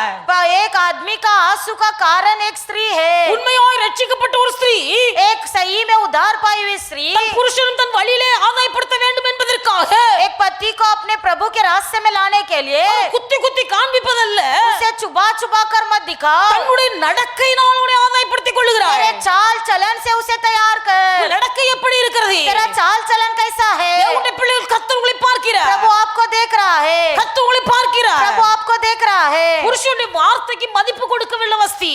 पति का बात को माना नहीं वस्ती, புருஷனுடைய வார்த்தையை அற்பமாய் நினைக்கிறார். पति के बात को तुच्छ समझी, தேவனுடைய பிள்ளைகள் அவள் தன் ஸ்தானத்தை விட்டு விலகி போறார். इसलिए अपना पद को खो बैठी. ஆனபடினால इसलिए எப்பேற்பட்ட புருஷனா இருந்தாலும் சரி, कैसे भी पति हो, தேவனுடைய பிள்ளைகள் கர்த்தர் எனக்கு தந்த புருஷன் என்கிற விசுவாசம் உங்களுக்கு இருக்குமேயானால், यदि आपके अंदर ये विश्वास है कि प्रभु ने मुझे ये पति दिया है, அவர் எப்பேற்பட்டவரா இருந்தாலும் சரி, चाहे वो कैसा भी आदमी क्यों ना हो, அவருக்காக நீங்கள் கர்த்தருக்கு ஸ்தோத்திரம் பண்ணுங்க. हमेशा उनके लिए प्रभु के पास धन्यवाद दो. அவருக்கு முன்பாக உங்கள் நடையை நீங்கள் சீர்தூக்கி பாருங்க. उनके सामने अपने चाल चलन को सुधारिए. அவருக்கு முன்பாக உங்கள் நடக்கை சரியா இருக்கட்டும். उनके सामने आपका चाल चलन सही हो. நீங்கள் போதிக்க வேண்டிய அவசியம் இல்ல. आपको सलाह देने की जरूरत नहीं. உங்கள் நடக்கை பார்க்கிற அவர் தானாகவே கர்த்தரிடத்தில் திரும்பி வருவார். आपके चाल चलन देखते हुए आपका पति स्वयं प्रभु में आएगा. விசுவாசிகளுக்குள்ளே இருக்க வேண்டிய நல்ல குணாதிசயம், विश्वासी के अंदर पाया जाने वाला अच्छा गुण, ஸ்திரீகள் புருஷனை கனம் பண்ணணும், स्त्रियां पुरुषों का बात मानिए, ஸ்திரீகள் புருஷனை மதிக்கணும், स्त्रियां पुरुषों का बात मानिए, புருஷனுடைய வார்த்தைக்கு கீழ்ப்படியணும். उनका बात का सम्मान कीजिए. அதே போல புருஷர்கள் தங்கள் மனைவியிலே அன்பு கூற வேண்டும். वैसे ही पति अपने पत्नियों को प्रेम करो. அல்லேலூயா, हालेलुया, அல்லேலூயா. हालेलुया. தேவனுடைய பிள்ளைகள் எல்லாவற்றுக்காகவும் தேவனை ஸ்தோத்திரம் பண்ணணும். सभी बातों के लिए हमें प्रभु को धन्यवाद देना है. நம்முடைய வாழ்க்கையின் மூலமாய் பெற்றோருடைய இருதயம் சந்தோஷப்படணும். हमारे जीवन को देखते हुए हमारे पालक खुश होना है, கர்த்தர் பார்க்கிறார். क्योंकि प्रभु देखता है மனுஷனுடைய இருதயத்துக்குள்ள இருப்பது என்ன? मनुष्य के हृदय में क्या है. முரட்டாட்டமான இருதயம் இருக்குமேயானால் அவர்கள் கீழ்ப்படியாதவர்கள். यदि तुम्हारा हृदय कठोर है, तुम अनाज्ञाकारी लोग हो. கீழ்ப்படியாத இருதயம் உள்ளவர்கள் முரட்டாட்டம் உள்ளவர்கள். जो अनाज्ञाकारी है उनका हृदय कठोर होता है. அந்த கீழ்ப்படியாமைக்கு காரணம் தாழ்மை இல்லாமை. वो अनाज्ञाकारी का कारण है उनके अंदर दीनता नहीं है. பிள்ளைகளை பெற்று बच्चों को जन्म कर சந்தோஷமாய் வளர்க்கிறோம். उन्हें आनंद से हम पालते हैं. எவ்வளவு கஷ்டம் இருந்தாலும், कितना ही हमारे जीवन में दुख हो, எவ்வளவு பிரச்சனை இருந்தாலும், कितना ही समस्या हो, மனசுல எவ்வளவு வேதனை நிறைந்திருந்தாலும், चाहे हृदय में कितना बोझ हो, அது பிள்ளைகளை பார்க்கும்போது இந்த கோபம் எல்லாம் மாறி போகும். लेकिन जब हम बच्चों का चेहरा देखते हैं गुस्सा ठंडा पड़ जाता है. அல்லேலூயா, हालेलुया, அல்லேலூயா. हालेलुया. தேவனுடைய பிள்ளைகள், நான் 5ஆம் கிளாஸ் படிச்சிட்டு இருக்கும்போது मैं जब 5वीं क्लास पढ़ रही थी, எனக்கு ஒரு ஃப்ரெண்ட் இருந்தா என் பக்கத்துல. என் ஃப்ரெண்டு கிறிஸ்மஸ் ராணி. அவ கிறிஸ்மஸ்க்கு பிறந்தா, அதனால கிறிஸ்மஸ் ராணி. मेरा सहेली का नाम है क्रिसमस रानी. वो क्रिसमस के दिन जन्म हुई इसलिए. அப்போ திடீர்னு எங்க ரெண்டுக்கும் சில பிரச்சனை, வாக்குவாதம் வந்துடும். एक अच्छा न कभी ना कभी झगड़ा आ जाता था हमारे बीच में. அப்போ என்ன செய்ய, சண்டை சமாதானம் ஆகணும். कैसा भी अभी मेल मिलाप करना है. 3:30 மணிக்கு இன்டர்வல் விடுவாங்க. 3:30 बजे इंटरवल होता था. அந்த இன்டர்வல் சமயத்துல சில நாள் அவ ஓடி போய் அவ தங்கச்ச கூட்டு வந்துருவா. वो इंटरवल के समय क्या करती थी, दौड़ के अपनी बहन को ले आती थी. எங்க ரெண்டுக்கும் இடையில அந்த பிள்ளைய வச்சிருவா. हमारे दोनों के बीच में उसको बहन को बिठा देती அந்த थी. பிள்ளைய பார்த்த உடனே நமக்கு அந்த கோபம் எல்லாம் மாறி वो போகும். बच्ची को देखते ही गुस्सा ठंडा हो जाता था. அதே போல சில நேரம் நான் எங்க தங்கச்சி தூக்கிட்டு போயிருவேன். कई बार मैं अपनी बहन को उठा के ले जाती थी. தூக்கி கொண்டு மத்தியில வச்சிருவேன். दोनों के बीच में बिठा देगी. அப்ப வைக்கும் போது அந்த பிள்ளைய பார்க்கும்போது எங்க ரெண்டுக்குள்ள பிரச்சனை மாறி போகும். तो बच्चे के साथ खेलते खेलते हमारा दोनों का मेल मिलाप हो जाता था. 5ஆம் கிளாஸ் படிக்கும் போது இப்படிதான் நடக்கும். ஏன் டீச்சர்ஸ் மாதிரிலாம் ஒண்ணு சொல்ல மாட்டாங்க. 5वीं क्लास में ऐसे ही होता था. क्लास में टीचर्स कुछ नहीं कहते थे. அப்போ உள்ள படிப்பு அப்படிதான் இருந்தது. उन जमाने का पढ़ाई वैसा ही था. ஆமா, அதெல்லாம் சொல்ல விவரிக்க நேரம் இல்ல. वो बोलने के लिए समय नहीं है। பிள்ளைகளை பார்க்கும்போது நமக்குள்ள இருக்க கோபம் எல்லாம் மாறி போகுது. जैसे हम बच्चों को देखते हैं हमारा गुस्सा ठंडा पड़ जाता है। தேவனுடைய பிள்ளைகள் நம்முடைய இருதயத்திலே குரோதங்களையும் வைராகியங்களையும் வைத்துக் கொண்டிருக்க கூடாது. हमारे हृदय में क्रोध और वैराग्यता को बिठा के नहीं रखना है। நம்முடைய இருதயத்துக்குள்ளே கீழ்ப்படிதல் உண்டாகணும். हमारे हृदय में आज्ञाकारी होना है। அந்த கீழ்ப்படிதல் உண்டாவதற்கு முதல் அடிஸ்தானம் தாழ்மை. आज्ञाकारी का पहला नींव है दीनता। அந்த தாழ்மை நமக்குள்ளே இருக்கும்போது जब ये दीनता हमारे हृदय में रहेगा, நாம் யாருடைய வார்த்தையா இருந்தாலும் சரி இந்த வார்த்தைக்கு கீழ்ப்படிய கற்றுக்கொள்வோம். किसी का भी शब्द क्यों ना हो हम तुरंत उनका बात मानेंगे। அல்லேலூயா. हालेलुया। அதனால தேவனுடைய பிள்ளைகள் விசுவாசிகள் ஒருவருக்கொருவர் கீழ்ப்படியுங்கள். इसलिए प्रभु के बच्चे एक दूसरे का बात मानकर चलिए। மனைவி புருஷனுக்கு கீழ்ப்படியுங்கள். पत्नी पति का बात मानिए। புருஷனுடைய வார்த்தைகளை நீங்கள் கனம் பண்ணுங்கள். उनके शब्दों का सम्मान कीजिए। அவர்களை நீங்கள் கனம் பண்ணுங்கள். उनका आदर कीजिए। அவர்களை மதிக்க நீங்கள் கற்றுக்கொள்ளுங்கள். उनका सम्मान करना सीखो। அநேகருக்கு புருஷன் இருக்கும் வரைக்கும் புருஷனுடைய மரியாதை தெரியாது. जब तक पति रहेंगे तब तक उनका योग्य नहीं पता रहेगा। புருஷன் இல்லாமல் போனால் उनका महत्व नहीं पता रहता। जब पति चले जाते हैं தேவனுடைய பிள்ளைகள் அந்த ஸ்திரீக்கு மரியாதையே இல்ல. तो पति जाने के बाद एक स्त्री का मर्यादा नहीं होता है। அவன் எப்படிப்பட்ட மனுஷனா இருந்தாலே चाहे वो कैसा भी पति हो, புருஷன் உயிரோடு இருக்கும் வரைக்கும் தான் மனைவிக்கு ஒரு மரியாதை. जब तक आप पति जीवित है पत्नी का तब भी इज्जत है। தேவனுடைய பிள்ளைகள் உங்கள் காலங்களை நீங்கள் ஆதாயப்படுத்திக் கொள்ளுங்கள். तेरा समय को तुम बहुमूल्य समझो।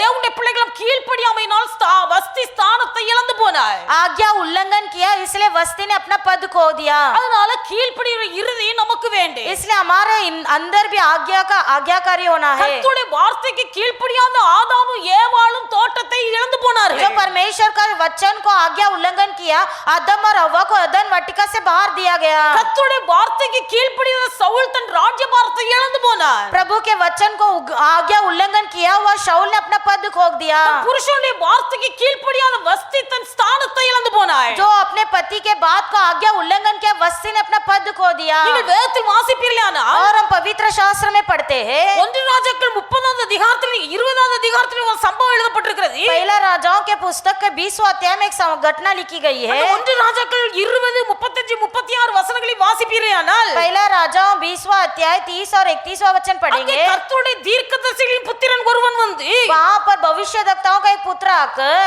தன் தோழனை பார்த்து अपने मित्रों को देखकर நீ என்ன அடி எப்படி சொல்ற, मुझे मार कहते हैं। நீர் என்னை அடி. तू मुझे मार।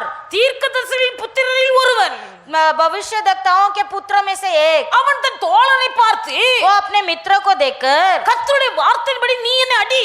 प्रभु के वचन के अनुसार तू मुझे मार। இவன் பாக்குறான் वो देखता है இவன் ஏன் என்ன வந்து அடிக்க சொல்றான். ये क्यों मुझे मारने बोल रहा है। அவன் சொல்லிட்டான் நான் அடிக்க மாட்டேன், मैं नहीं मारूंगा, நான் அடிக்க மாட்டேன். मैं नहीं मारूंगा। அவன் சொல்லுகிறான் वो कहता है கர்த்தருடைய வார்த்தைக்கு நீ கீழ்ப்படியாததினாலே तूने प्रभु का बात माना नहीं इसलिए நீ புறப்பட்டு போகும்போது तू जब यहाँ से निकलेगा ஒரு சிங்கம் எதிர்த்து வந்து உன்னை கொன்று போடு. एक शेर आकर तुझे फेंक देगा। ஒரு சிங்கம் வந்து உன்னை கொன்று போடு. एक सिंह आके तुझे मार डालेगा। அப்படியே அந்த தோழன் புறப்பட்டு போக திரும்புகையில் वैसे ही जब उसका दोस्त निकल रहा था ஒரு சிங்கம் புறப்பட்டு வந்து அவனை கொன்று போட்டது என்று சொல்லி வாசிக்கிறோம். एक सिंह आकर उसे मार डाला करके लिखा गया है। கர்த்தருடைய வார்த்தைக்கு கீழ்ப்படியணும். प्रभु का बात मानिए। ஞான திருஷ்டிக்காரனுடைய வார்த்தைக்கு கீழ்ப்படியணும். नबियों का बात मानना है। புருஷனுடைய வார்த்தைக்கு கீழ்ப்படியணும். पति का बात मानना है। கர்த்தருடைய ஊழியருடைய வார்த்தைக்கு கீழ்ப்படிய प्रभु के வேண்டும். सेवक का बात मानना है। இங்கு தீர்க்கதரிசிகளின் புத்திரன் என்று எழுதப்பட்டிருக்கிறது. यहाँ पर लिखा गया कि नबियों के चेलो। அந்த ஊழியக்காரனுடைய வார்த்தை वो सेवक का बात அது வந்து ஏற்றுக்கொள்ள கூடாத ஒரு வார்த்தையாய் தான் இருக்கிறது. वो ऐसा बात है कि उसे कोई मान ही नहीं सकता।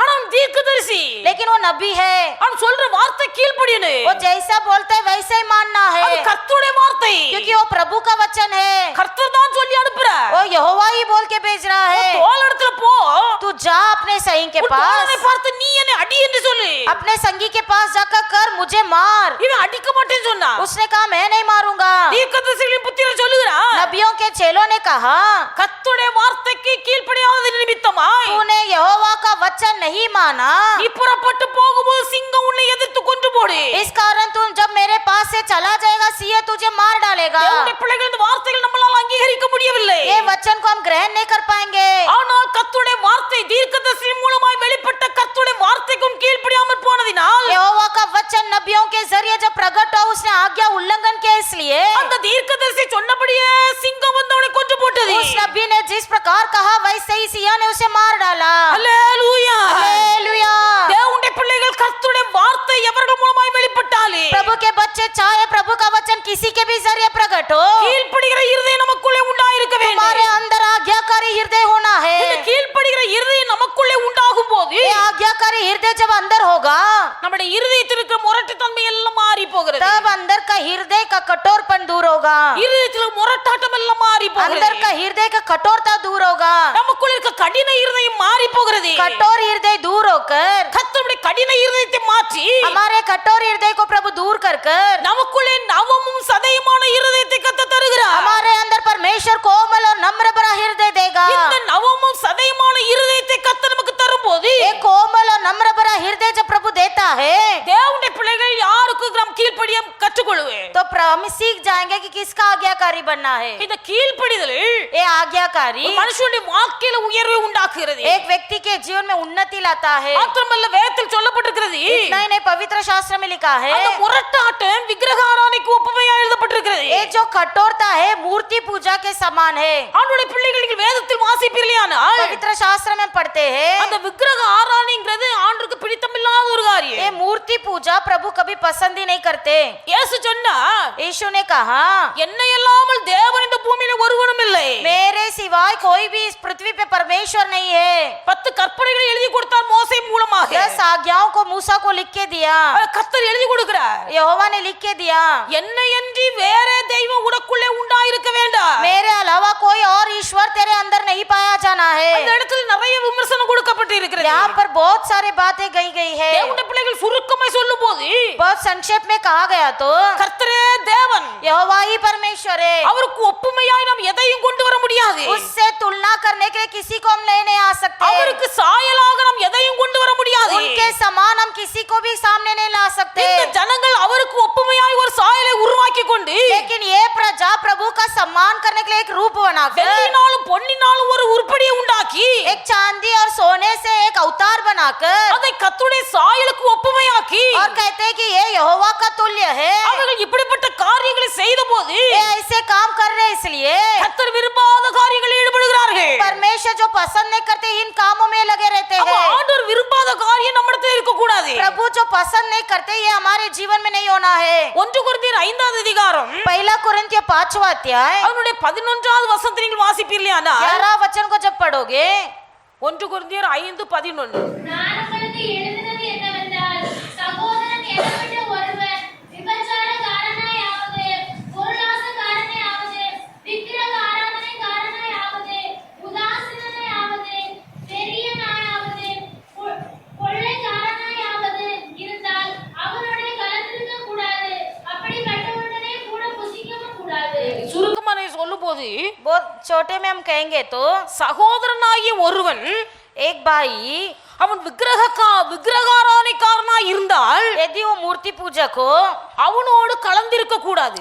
उसके साथ संगति मत करना। அப்படிப்பட்டவனோட நீ புசிக்கவும் கூடாது. वैसे मनुष्य के साथ खाना भी न खाना। தேவனுடைய பிள்ளைகள் சகோதரன் என்று சொல்லும்போது भाई कहने पर ஆண்டவர் சொல்லு இயேசு ஒரு இடத்துல சொல்லுகிறார், यीशु एक जगह पर कहते हैं பிதாவின் சித்தம் செய்கிறவனே எனக்கு சகோதரனும் சகோதரியும் தாயுமாய் இருக்கிறார்கள். जो पिता का इच्छा करता है वही मेरा भाई बहन और माता है। உலகத்துல கோடிக்கணக்கான சகோதரமார்கள் இருக்கிறார்கள். इस दुनिया में करोड़ करोड़ भाई लोग हैं। எல்லா சகோதரமார்களும் குறிக்கப்படவில்லை. सारे भाई का तुलना नहीं किया गया है। இங்க கொரிந்து சபை விசுவாசிகளுக்கு எழுதுகிறார். एक कोरिन्थी कलीसिया को लिखा गया है। சபையிலே விசுவாசியா இருக்கிற சகோதரர்களுக்குள்ளே ஒருவன் इस कलीसिया के भीतर एक भाई அவன் விக்கிரகாராதனைக்காரனாய் இருப்பானானால், यदि उसमें से कोई मूर्ति पूजक हो அதாவது தேவனை அறிந்து கொண்ட ஒரு மனுஷன் जो प्रभु को जानता भी है அவன் விக்கிரகாராதனைக்காரனாய் இருப்பானானால் लेकिन फिर भी वो मूर्ति पूजक है, அவனோடு நீ கலவாதே, उसके साथ संगति मत रख, அவனோடு நீ சேராதே, उसके साथ मत जा,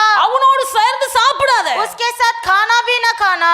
அவங்கள ஐக்கியத்துல இருக்கும்போது அது நம்முடைய ஆசீர்வாதத்தை தடுத்து போடு. क्योंकि जब तक वो संगति रहेगा तेरा आशीर्वाद घटेगा। தேவனுடைய பிள்ளைகள் கவனமாய் இருக்கணும். इसलिए चौकस रहे। கர்த்தருக்கு கொடுக்கக்கூடிய ஸ்தானத்தை வேறொரு காரியத்துக்கு கொடுப்பது, प्रभु को जो स्थान देना है उसे और किसी को देना। கர்த்தருக்கு கொடுக்கக்கூடிய ஸ்தானத்தை வியாபாரத்துக்கு கொடுப்பது, प्रभु को देने वाला स्थान व्यापार को देते हो, கர்த்தருக்கு கொடுக்கக்கூடிய ஸ்தானத்தை பிள்ளைகளுக்கு கொடுப்பது, प्रभु को देने वाला स्थान बच्चों को देते हो, கர்த்தருக்கு கொடுக்கக்கூடிய ஸ்தானத்தை தன் காசு பணங்களுக்கு கொடுப்பது, அதிபதி. पर प्रभु को देने वाला स्थान पैसे दौलत को देते हो। தேவனுக்கு கொடுக்கக்கூடிய ஸ்தானத்தை எதுக்கு கொடுக்கிறோமோ प्रभु को देने वाला स्थान किसी और को हम देते हैं तो அதைத்தான் ஒரு மனுஷனுடைய வாழ்க்கையில கர்த்தர் விக்கிரகாராதனை என்று குறிப்பிடுகிறார். वही किसी व्यक्ति के जीवन में मूर्ति पूजा के समान है। விசுவாசிகளுக்குள்ள இருக்கிற சகோதரனாவது சகோதரியாவது विश्वासी भाई हो या बहन हो, ஒருவன் கர்த்தருக்கு கொடுக்கக்கூடிய ஸ்தானத்தையும் மரியாதையை यदि आप में से कोई प्रभु को जो सम्मान देना वो नहीं दे रहे हो, கர்த்தருக்கு கொடுக்காமல் प्रभु को न देते हुए தன் மனைவிக்கோ பிள்ளைகளுக்கோ வேலை வியாபாரங்களுக்கோ கொடுத்தால் पत्नी को, पति को, बच्चे को काम धंधा नौकरी को देंगे तो அப்படிப்பட்டவனோடு கலவாத. उनके साथ संगति मत रखो, அதாவது அப்படிப்பட்டவனோட சேராத. उनके साथ जुड़ो मत, அவங்களோட சேர்ந்து புசிக்கவும் செய்யாத. उनके साथ बैठ के खाना भी मत खाओ। கொரிந்து சபை மக்களுக்கு விசுவாசிகளுக்கு பவுல் எழுதுற ஒரு வார்த்தை. कोरिन्थी कलीसिया के विश्वासियों को पौलुस से पत्रिका लिखता है। என்ன விக்கிரக ஆராதனைன்னு சொல்லும்போது நம்ம எல்லா உலகத்துல எத்தனையோ பேர் இருக்காங்க. मूर्ति पूजा कहने पर ही हम इस दुनिया में कितने लोग हैं। அப்படி நம்ம அப்படிப்பட்டவங்களோடு என்று சொல்லும்போது உலகத்துல வாழ முடியாது. वैसे हम कहेंगे तो इस दुनिया में हम जी नहीं पाएंगे। விசுவாசிகள் என்று சொல்லக்கூடியவர்கள் जो विश्वासी कहते हैं, விசுவாசிகளின் ஐக்கியத்தில் வந்தவர்கள், जो विश्वासी के संगति में आते हैं, சபைக்குள் இருக்கிறவர்கள், कलीसिया के अंदर है, சத்தியத்தை அறிந்தவர்கள், सच्चाई जानते हैं, அவர்கள் கர்த்தருக்கு கொடுக்க வேண்டிய ஸ்தானத்தை கொடுக்காமல் लेकिन जो स्थान प्रभु को देना वो न देते हुए அவருடைய ஸ்தானத்தில் ஏதோ ஒன்றை நிலைநிறுத்தி வைத்திருப்பார் वो இல்லையானா प्रभु के स्थान के बदले में किसी और को खड़ा किया है, அவர்கள் விக்கிரக ஆராதனைக்காரர். वही मूर्ति पूजक है। அவங்களோட சேராதீங்க, उसके साथ संगति मत रखो, அவங்களோட இங்க புசிக்காதீங்க. उसके साथ खाना मत खाओ। பவுல் தைரியமா சொல்ற, पौलुस ने हिम्मत से कहा, சபை விசுவாசிகளுக்கு சொல்லுகிறார். कलीसिया के लोगों से कहा, மாத்திரமல்ல நீங்கள் அதே 1 கொரிந்தியர் 6 அதிகாரம் वही नहीं पहला कुरिन्थियों 6वां अध्याय 9-10 वசனங்களை வாசிப்பீர்கள் இல்லையானால் 9-10 आप पढ़ोगे। அநியாயக்காரர் தேவனுடைய ராஜ்யத்தை சுதந்தரிப்பதில்லை என்று அறியீர்களா?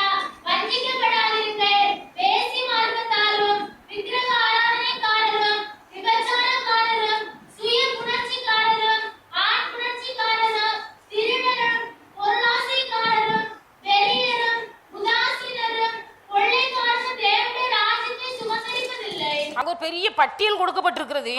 यहाँ पर एक बड़ा चौड़ा लंबा लाइन दिया है। அந்த பட்டியல்ல சொல்லப்பட்ட வார்த்தைகள் அத்தனையும் விக்கிரக ஆராதனையோடு ஒப்பிடப்பட்டிருக்கிறது. ये जहाँ जो भी वचन पढ़े हम ये सारा मूर्ति पूजा से कहा गया है। நான் அதை வாசிக்கும் போது हम पढ़ते हैं விக்கிரக ஆராதனைக்காரர்கள் தேவனுடைய ராஜ்யத்தை சுதந்தரிப்பதில்லை. मूर्ति पूजा करने वाले प्रभु के राज्य में प्रवेश नहीं होंगे। கர்த்தருக்கு கொடுக்கக்கூடிய ஸ்தானத்தையும் மரியாதையும் கொடுக்காதவர்கள் தேவனுடைய ராஜ்யத்துக்குள் பிரவேசிப்பதில்லை. जो परमेश्वर को स्थान देने वो जो नहीं देंगे वो प्रभु के राज्य में प्रवेश नहीं होंगे। நாம் சபைக்கு வருவது எதற்காக? हम प्रभु के कलीसिया में क्यों आते हैं? கர்த்தரை ஆராதிப்பது எதற்காக? क्यों प्रभु की आराधना करते हैं? தேவனுடைய ராஜ்யம் ஒன்று இருக்கிறது. एक प्रभु का राज्य है, அந்த ராஜ்யத்துக்குள்ள போய் சேரணும். उस राज्य में हमें प्रवेश करना है, அந்த பிதாவின் ராஜ்யத்துல போய் சேரணும். उस पिता के राज्य में प्रवेश करना है। இந்த ஒரு ஏக்கத்தோடு உலகத்திலே வாழ்ந்து கொண்டிருக்க வேண்டும். यही इच्छा के साथ हम दौड़ रहे हैं। தேவனுடைய பிள்ளைகள் உலகத்திலே வாழும்போது பலவிதமான ஆசைகளோடு விருப்பங்களோடு வாழ்ந்து इस கொண்டிருக்கிறார்கள். संसार में जब हम दौड़ते हैं कई सारे अभिलाषा इच्छाओं के साथ दौड़ते हैं। உலகத்திலே நாம் வாழும்போது நமக்கு என்ன தேவை என்பதை கர்த்தர் அறிந்திருக்கிறார். इस दुनिया में जब तक हम जीवित हैं हमारी क्या जरूरत है हमारा प्रभु जानते हैं। நமக்குள் இருக்க வேண்டிய ஆசை தேவனுடைய ராஜ்யத்துக்குள் பிரவேசிக்க வேண்டும். हमारा एक ही मकसद होना है कि हमें प्रभु के राज्य में प्रवेश करना है। விக்கிரக ஆராதனைக்காரன் தேவனுடைய ராஜ்யத்துக்குள் பிரவேசிக்க ये மாட்டான். मूर्ति पूजा कभी प्रभु के राज्य में प्रवेश नहीं कर पाएगा।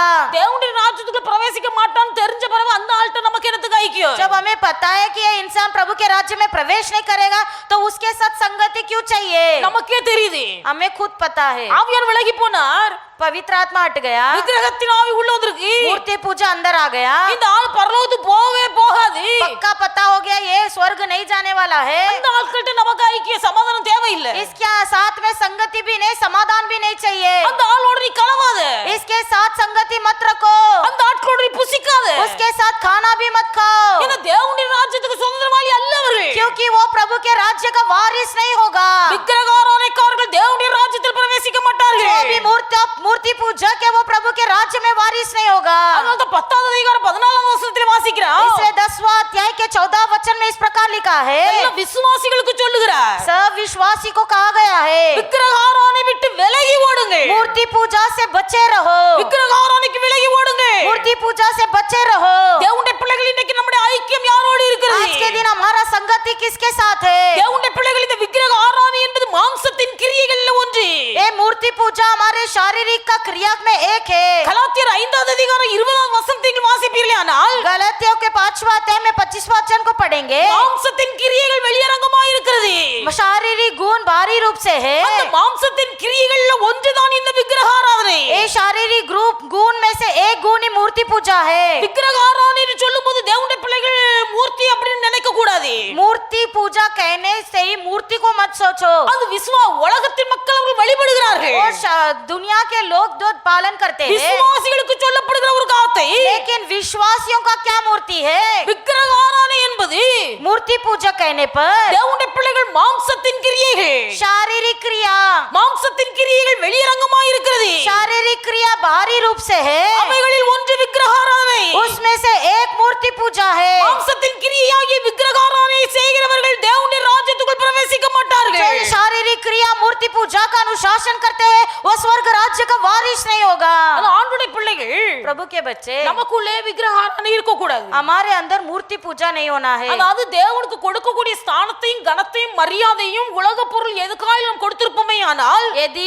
प्रभु को सम्मान करने के अलावा हमारे काम नौकरी धंधा किसी और को हमने सम्मान दिया होगा மனுஷனுடைய வாழ்க்கையில அது விக்கிரகமாய் தெரிகிறது. तो वही एक व्यक्ति के जीवन में मूर्ति पूजा बन जाता है இப்படிப்பட்ட காரியத்தை நாம் செய்ய கூடாது. ऐसे कामों को मत करो கர்த்தருக்குரியதை தேவனுடைய பிள்ளைகள் திருட கூடாது. जो प्रभु का है उसको चुराओ मत கர்த்தருக்கு கொடுக்கக்கூடிய மகிமையை நாம் நமக்கு என்று திருட கூடாது. जो परमेश्वर को महिमा है उसे चोरी मत करो தேவனுக்கு கொடுக்கக்கூடிய தேவனுக்கு கொடுக்கணும். जो प्रभु का है उसे प्रभु को दो கர்த்தருக்கு கொடுக்கக்கூடிய ஸ்தானத்தை மரியாதை கர்த்தருக்கு கொடுக்கணும். प्रभु को स्थान और मर्यादा देना उसे प्रभु को दो இப்படி செலுத்தாதவர்கள் விக்கிரகாராதனைக்காரர்கள். जो ये काम नहीं करते वही मूर्ति पूजक है இவர்கள் தேவனுடைய ராஜ்யத்துக்குள் பிரவேசிப்பதில்லை. ये कभी स्वर्ग राज्य में प्रवेश नहीं कर पाएंगे தேவனுடைய பிள்ளைகள் விக்கிரகாராதனைக்காரர்களுக்கு விலகி ஓடுங்க.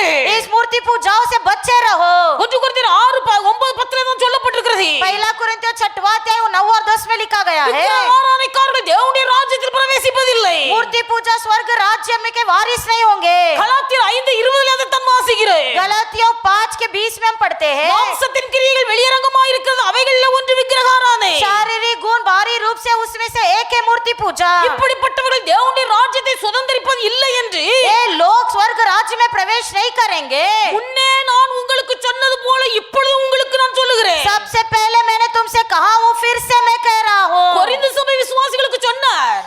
कोरिन्थी कलीसियाओं को कहा था விக்கிரகாராதனைக்காரர்கள் தேவனுடைய ராஜ்யத்தை சுதந்தரிப்பதில்லை. ये मूर्ति पूजा करने वाले स्वर्ग राज्य में नहीं प्रवेश कर पाएंगे இப்ப கலாத்திய சபை விசுவாசிகளை பார்த்து சொல்லுகிறார். अभी गलतियों को कहता है முன்னே நான் உங்களுக்கு சொன்னது போல இப்பொழுதும் சொல்லுகிறேன். मैंने पहले भी कहा था फिर से मैं कह रहा हूँ விக்கிரகாராதனைக்காரன் எவனும் தேவனுடைய ராஜ்யத்தில் பிரவேசிப்பதில்லை. मूर्ति पूजा करने वाला कोई भी प्रभु का राज्य का वारिस नहीं होगा ஒருவன் தேவனுடைய ராஜ்யத்தில் பிரவேசிக்க தகுதி அற்றவன் என்பதை நீங்கள் அறிந்து கொள்ளும் போது जब तुम जानते हो कि ये इंसान स्वर्ग राज्य में नहीं आने वाला है அப்படிப்பட்டவனோடு கூட நீங்கள் களவாதிருங்கள். அப்படிப்பட்டவனோடு நீங்கள் புசிக்காதிருங்கள். उस इंसान के साथ संगति भी मत रखो उस इंसान के साथ खाना भी मत खाओ அப்படிப்பட்டவனோடு கூட சமாதானம் வைத்திருக்கிறவர்கள் उनके साथ जो शांति रखते हैं அப்படிப்பட்டவர்களோடு சேர்ந்து புசிக்கிறவர்கள் जो उनके साथ मेल मिलाप रख के खाना खाते हो அவர்களுடைய துர்க்கிரியைகளுக்கு தக்க பலனை கர்த்தர் கொடுக்கும் நாள்ல उनके दुष्ट क्रियाओं का प्रतिफल जब प्रभु देगा அவருடைய கிரியைகளிலே உங்களுக்கும் பலன் உண்டு. उसका प्रतिफल का भागीदार तुम भी बनोगे கர்த்தர் அதைத்தான் சொல்லுகிறார். यहाँ पर प्रभु यही कहता है அவர்களுடைய துர்க்கிரியைகளுக்கு பலன் அளிக்கும் நாள் வரும்போது उसका दुष्ट क्रियाओं का प्रतिफल जब मैं ले आऊंगा அவர்களுடைய துர்க்கிரியைகளுக்கு நீங்கள் பங்காளி ஆகாதபடிக்கு उसका दुष्ट क्रियाओं का तुम भी भागीदार ना बनते हुए அவர்களை விட்டு விலகுங்கள். उससे बचे रहो அவர்களை விட்டு விலகுங்கள். उससे बचे रहो தேவனுடைய பிள்ளைகளை வேத்து வாசிக்கும் போது पवित्र शास्त्र में हम पढ़ते हैं எபேசியர் 5வது அதிகாரம் 5வது வசனத்தை வாசிப்பீர்களேயானால் इफिसियों के 5वां अध्याय का 5वां वचन को हम पढ़ते அங்கே हैं மறுபடியும் சொல்லப்பட்டிருக்குது. फिर से यहाँ पर प्रभु कहता है விக்கிரகாராதனைக்காரனாகிய பொருளாசைக்காரன் जो लोभी मनुष्य जो मूर्ति पूजक के बराबर है தேவனுடைய ராஜ்யத்தை சுதந்தரிக்க மாட்டார். मसीह और परमेश्वर के राज्य का मीरास नहीं है ஆனபடியினால் इसलिए இப்படிப்பட்ட பொருளாசை உள்ள இருதயத்தை உண்டு பண்ணுகிற அவயவங்களை जो इस लोभी को उत्पन्न करता इस अंगों को நீங்கள் இந்த பூமியிலே அழித்து போடுங்கள். इस पृथ्वी में उसे नाश कर दो கொலோசியர் 3வது அதிகாரம் 5வது வசனத்துல அப்படி சொல்லுகிறார். इफिसियों 5 का 5 में लिखा है விக்கிரகாராதனையாகிய பொருளாசையை உங்களில் உண்டு பண்ணக்கூடிய உங்கள் அவயவங்களை பூமியிலே அழித்து போடுங்கள். जो लोभी और अशुद्ध काम को ले आता है उसे नष्ट कर दो। தேவனுடைய பிள்ளைகள் प्रभु के बच्चे விக்கிரகாராதனைக்காரர் அனைவரும் जो भी मूर्ति पूजक है, இரண்டாம் மரணமாகிய जो दूसरा मृत्यु है, அக்னியும் கந்தகம் எரிகிற கடல்ல தூக்கி போடப்படுவார்கள். जहाँ पर आग और भट्टा जलेगा वहाँ पर फेंक दिया जाएंगे। வெளிப்படுத்தல் எழுதப்பட்டிருக்கிறது. प्रकाशित वाक्य में ये वचन लिखा है, விக்கிரகாராதனைக்காரர் அனைவரும் जो भी मूर्ति पूजक है, இரண்டாம் மரணமாகிய दूसरा मृत्यु எரிகிற கந்தகம் நிறைந்த கடல்ல தள்ளப்படுவார்கள். आग तेज जलने वाले वहाँ पर नरक में फेंक दिया जाएंगे। மறுபடியும் அந்த வெளிப்படுத்தல் சொல்லுகிறார், यहाँ पर फिर से लिखा है, விக்கிரகாராதனைக்காரர் जो भी मूर्ति पूजक है, பொய்யை விரும்பி झूठ को फंसाकर அதன்படி செய்ய விரும்புகிற யாவரும் उसके अनुसार करने वाले हर एक जन புறம்பே இருப்பார்கள், हटे हुए रहेंगे, தள்ளப்பட்டு போய் இருப்பார்கள். नीचे ढकले हुए रहेंगे। ஆனபடினால் इसलिए இப்படிப்பட்ட விக்கிரகாராதனைக்காரரோடு நீங்கள் சேராதீருங்க. ऐसे मूर्ति पूजा लोगों के साथ संगति मत रखो। நீங்கள் அவரோடு கூட சேர்ந்தால், तुम अगर संगति रखोगे, அவரோடு சேர்ந்து புசித்தால், उसके साथ बैठ के खाना खाओगे, அவர்களுடைய துர்க்கிரிகளுக்கு நீங்கள் பங்காளிகள் ஆவீர்களே அல்லாமல் उसका दुष्ट क्रियाओं का तुम भी भागीदार बनोगे। இதுவரையிலும் உங்களை நடத்தி வந்த கர்த்தர் अब तक जो परमेश्वर तुम्हें चला कर आया है, இனியும் உங்களை நடத்த வேண்டுமானால், यदि आगे भी तुम्हें चलाना है तो, இனியும் உங்களை தாங்க வேண்டுமானால், आगे भी तुम्हें ताम के चलाना है तो, இனியும் உங்களை ஏந்தி சுமத்த வேண்டுமானால், आगे भी तुम्हें संभालना है तो, தேவனுடைய பிள்ளை முரட்டாட்டமான இருதயம் உள்ளவர்களே நீங்கள் கர்த்தரிடத்தில் திரும்புங்க. ए कठोर मन वाले यहोवा की ओर समीप आओ। கீழ்ப்படியாதவர்களே நீங்கள் கர்த்தரிடத்தில் திரும்புங்க. ए अनाज्ञाकारी लोगों प्रभु की ओर आओ। விக்கிரகாராதனைக்காரரே நீங்கள் கர்த்தரிடத்தில் திரும்புங்க. ए मूर्ति पूजा करने वाले प्रभु की ओर आओ। பொருளாசைக்காரரே நீங்கள் கர்த்தரிடத்தில் திரும்புங்க. ए लोभी मनुष्य प्रभु की ओर आओ। அந்த விக்கிரகாராதனை என்று சொல்லும்போது मूर्ति पूजा कहने पर கர்த்தருக்கு கொடுக்கக்கூடிய காரியத்தை மற்றொரு காரியத்துக்கு கொடுப்பது. जो प्रभु को देना है उसके अलावा किसी और को देना ही होता है। மற்றபடி விக்கிரகாராதனை என்று சொல்லும்போது मूर्ति पूजा कहने पर வேதத்தில் திட்டம் தெளிவுமாய் 3 இடங்கள்ல நாம் வாசிக்கிறோம். पवित्र शास्त्र में हमने बहुत अच्छे से हमने पढ़ा। திட்டமாய் சொல்ல முடியாது, நான் 3 இடத்தை வாசித்திருக்கிறேன். मैंने 3 जगह में अभी आपके सामने रखा है। விக்கிரகாராதனையாகிய பொருளாசை, मूर्ति पूजा लोभी, விக்கிரகாராதனையாகிய பொருளாசை உண்டு பண்ண அவயவங்களை அழித்து போடுங்க. जो लोभी को उत्पन्न कराता है मूर्ति पूजा उसे नष्ट कर दो। விக்கிரகாராதனையாகிய பொருளாசை, जो लोभी उत्पन्न करता है मूर्ति पूजा, இந்த பொருளாசை இருதயத்துக்குள்ள இருக்குமேயானால் ए लोभी यदि हृदय में होगा கர்த்தர் உங்களை நடத்த முடியாது. कैसा प्रभु चलाएगा? கர்த்தர் உங்களை தாங்கி ஏந்த முடியாது. प्रभु आपको संभाल नहीं पाएंगे। காரணம் என்னவென்றால் क्योंकि பொருளாசை தன்னை உடையவர்களின் உயிரை வாங்கு. क्योंकि लोभी अपना इन लोगों का जान खा जाता है। பொருளாசை எவர்களுக்குள்ள இருக்கிறதோ அவர்களுடைய உயிரை அது வாங்கு. जिसके अंदर लोभी है वो उसका प्राण खा जाता है। தேவனுடைய பிள்ளைகளுக்குள்ள பொருளாசை இருக்க கூடாது. किसी के अंदर लोभी नहीं होना है। போதும் என்கிற திருப்தி உள்ள மனப்பான்மை இருக்கும்போது जिसके अंदर बस करके एक तृप्त होता है, அதனுடைய வாழ்க்கையில பெரிய சமாதானத்தை நிம்மதியும் ஆறுதலையும் கொடுக்கிறது. उसी के जीवन में शांति समाधान और तसल्ली ले आता है। ஆனபடினால பொருளாசைக்கு இடம் கொடுக்க கூடாது. इसलिए लोभी का इच्छा मत रखो। தேவனுடைய பிள்ளைகள் प्रभु के बच्चे இங்க अनेகருக்கு ஆசை. बहुत जन का इच्छा है। வெளிநாட்டு பொருள்னு சொன்னா ரொம்ப ஆசை. बाहरी देश का सामान बोल तो बहुत इच्छा है। வெளிநாட்டு பொருள்னா அவ்வளவு ஆசை. बाहरगांव का प्रोडक्ट से बहुत इच्छा है। வெளிநாடை உண்டாக்குனவர் நம்ம ஆண்டவர் தான், நம்ம தங்கி இருக்கிற நாட்டை உண்டாக்குனவரும் ஆண்டவர் தான். पूरा दुनिया ही प्रभु ने ही बनाया है। बारगांव भी उन्होंने ही बनाया, ये भी उन्होंने ही बनाया। சாலமோனுக்கு ஆண்டவர் எவ்வளவோ ஆசீர்வாதம் கொடுத்திருந்தார். सुलेमान को प्रभु ने बहुत आशीर्वाद दिया था। வேதத்தில் எழுதப்பட்டிருக்கிறது, शास्त्र में लिखा है சாலமோனுடைய நாட்களில் सुलेमान के दिन में வெள்ளி ஒரு பொருட்டாக எண்ணப்படவில்லை. चांदी को एक तो महत्व ही नहीं था। இப்போ நம்ம நடக்கிறோம், வீதிகள்ல கல்லு கிடக்கு, हम चलते हैं जैसा पत्थर पड़ा है, முத்தத்துல கல்லு கிடக்கிறது நம்ம பெருசாக நினைக்கிறோம். जैसे हमारे आंगन में दगड़ पत्थर रहता है हम उसे बड़ा समझते हैं। சின்ன பொடி கல்லு கிடக்குது, छोटा दगड़ भी है। பெருக்கும் போது ஒரு நாள் இங்க வருது, அடுத்த நாள் பெருக்கும் போது அங்க போகுது. जब झाड़ू लगाते एक समय इधर आ जाता है, एक समय उधर चले जाता है। அந்த கல்லை யாரு பொறுப்படுத்துறா? उस दगड़ को कुछ महत्व है, ஒருத்தரும் பொறுப்படுத்துறது कोई இல்ல. उसको मानते नहीं। அதே போல वैसे ही சாலமோனுடைய நாட்கள்ல வெள்ளி ஒரு பொருளாகவே எண்ணப்படல. सुलेमान के दिनों में चांदी भी ऐसा ही था, महत्व नहीं था। அந்த அளவுக்கு திரளான ஆஸ்தி உடைய சாலமோன், वैसा एक धनवान सुलेमान था, அவனுக்கு திருப்தி இல்ல. फिर भी वो तृप्त नहीं था। அதனால தான் சொல்றான், इसलिए वो कहता है என் கண்கள் கண்டு இச்சித்தவைகளில் ஒன்றையும் நான் எனக்கு விலக்கி வைக்கவில்லை. मेरे आँख ने जो भी अभिलाषा किया उसमें से एक बात को भी मैंने अलग नहीं रखा। கண்ணு ஒண்ணு பார்த்துச்சா अगर मेरे आंख ने कुछ देखा அதை நான் விலக்கி வைக்கவே இல்லை, उसे मैंने दूर नहीं किया, எல்லாவற்றையும் அனுபவிச்சேன். सारा अनुभव किया। அந்த சாலமோன் सुलेमान வேதத்தில் வாசிக்கிறோம், पवित्र शास्त्र में पढ़ते हैं எகிப்திலிருந்து தனக்கு புடவைகளை வரவழைத்தான் என்று எழுதப்பட்டிருக்கிறது. मिस्र देश से अपने लिए वस्त्र मंगवाया, வெளிநாட்டிலிருந்து புடவைகளை வரவழைக்கிறார். बारगांव से वस्त्र मंगवाया। தனக்கு அனுபவிச்ச காரியம் எல்லாம் போதும், यहाँ पर अनुभव क्या, बस திருப்தி இல்ல. फिर भी तृप्त नहीं। வெளிநாட்டுல இருந்து தனக்கு ஒரு சேலை வேணும். अभी बाहर देश से साड़ी चाहिए। தேவனுடைய பிள்ளைகள் கடைகளுக்கு போனா हम दुकान जाते हैं, இம்போர்ட்டட் மால் இருக்கா, इम्पोर्टेड माल है, அதை தூக்கி போடு. वो डालो। என்ன ஆசை? क्या इच्छा है? தேவனுடைய பிள்ளைகள் பொருளாசை இருக்க கூடாது. ये लोभी है, பொருளாசை लोभी।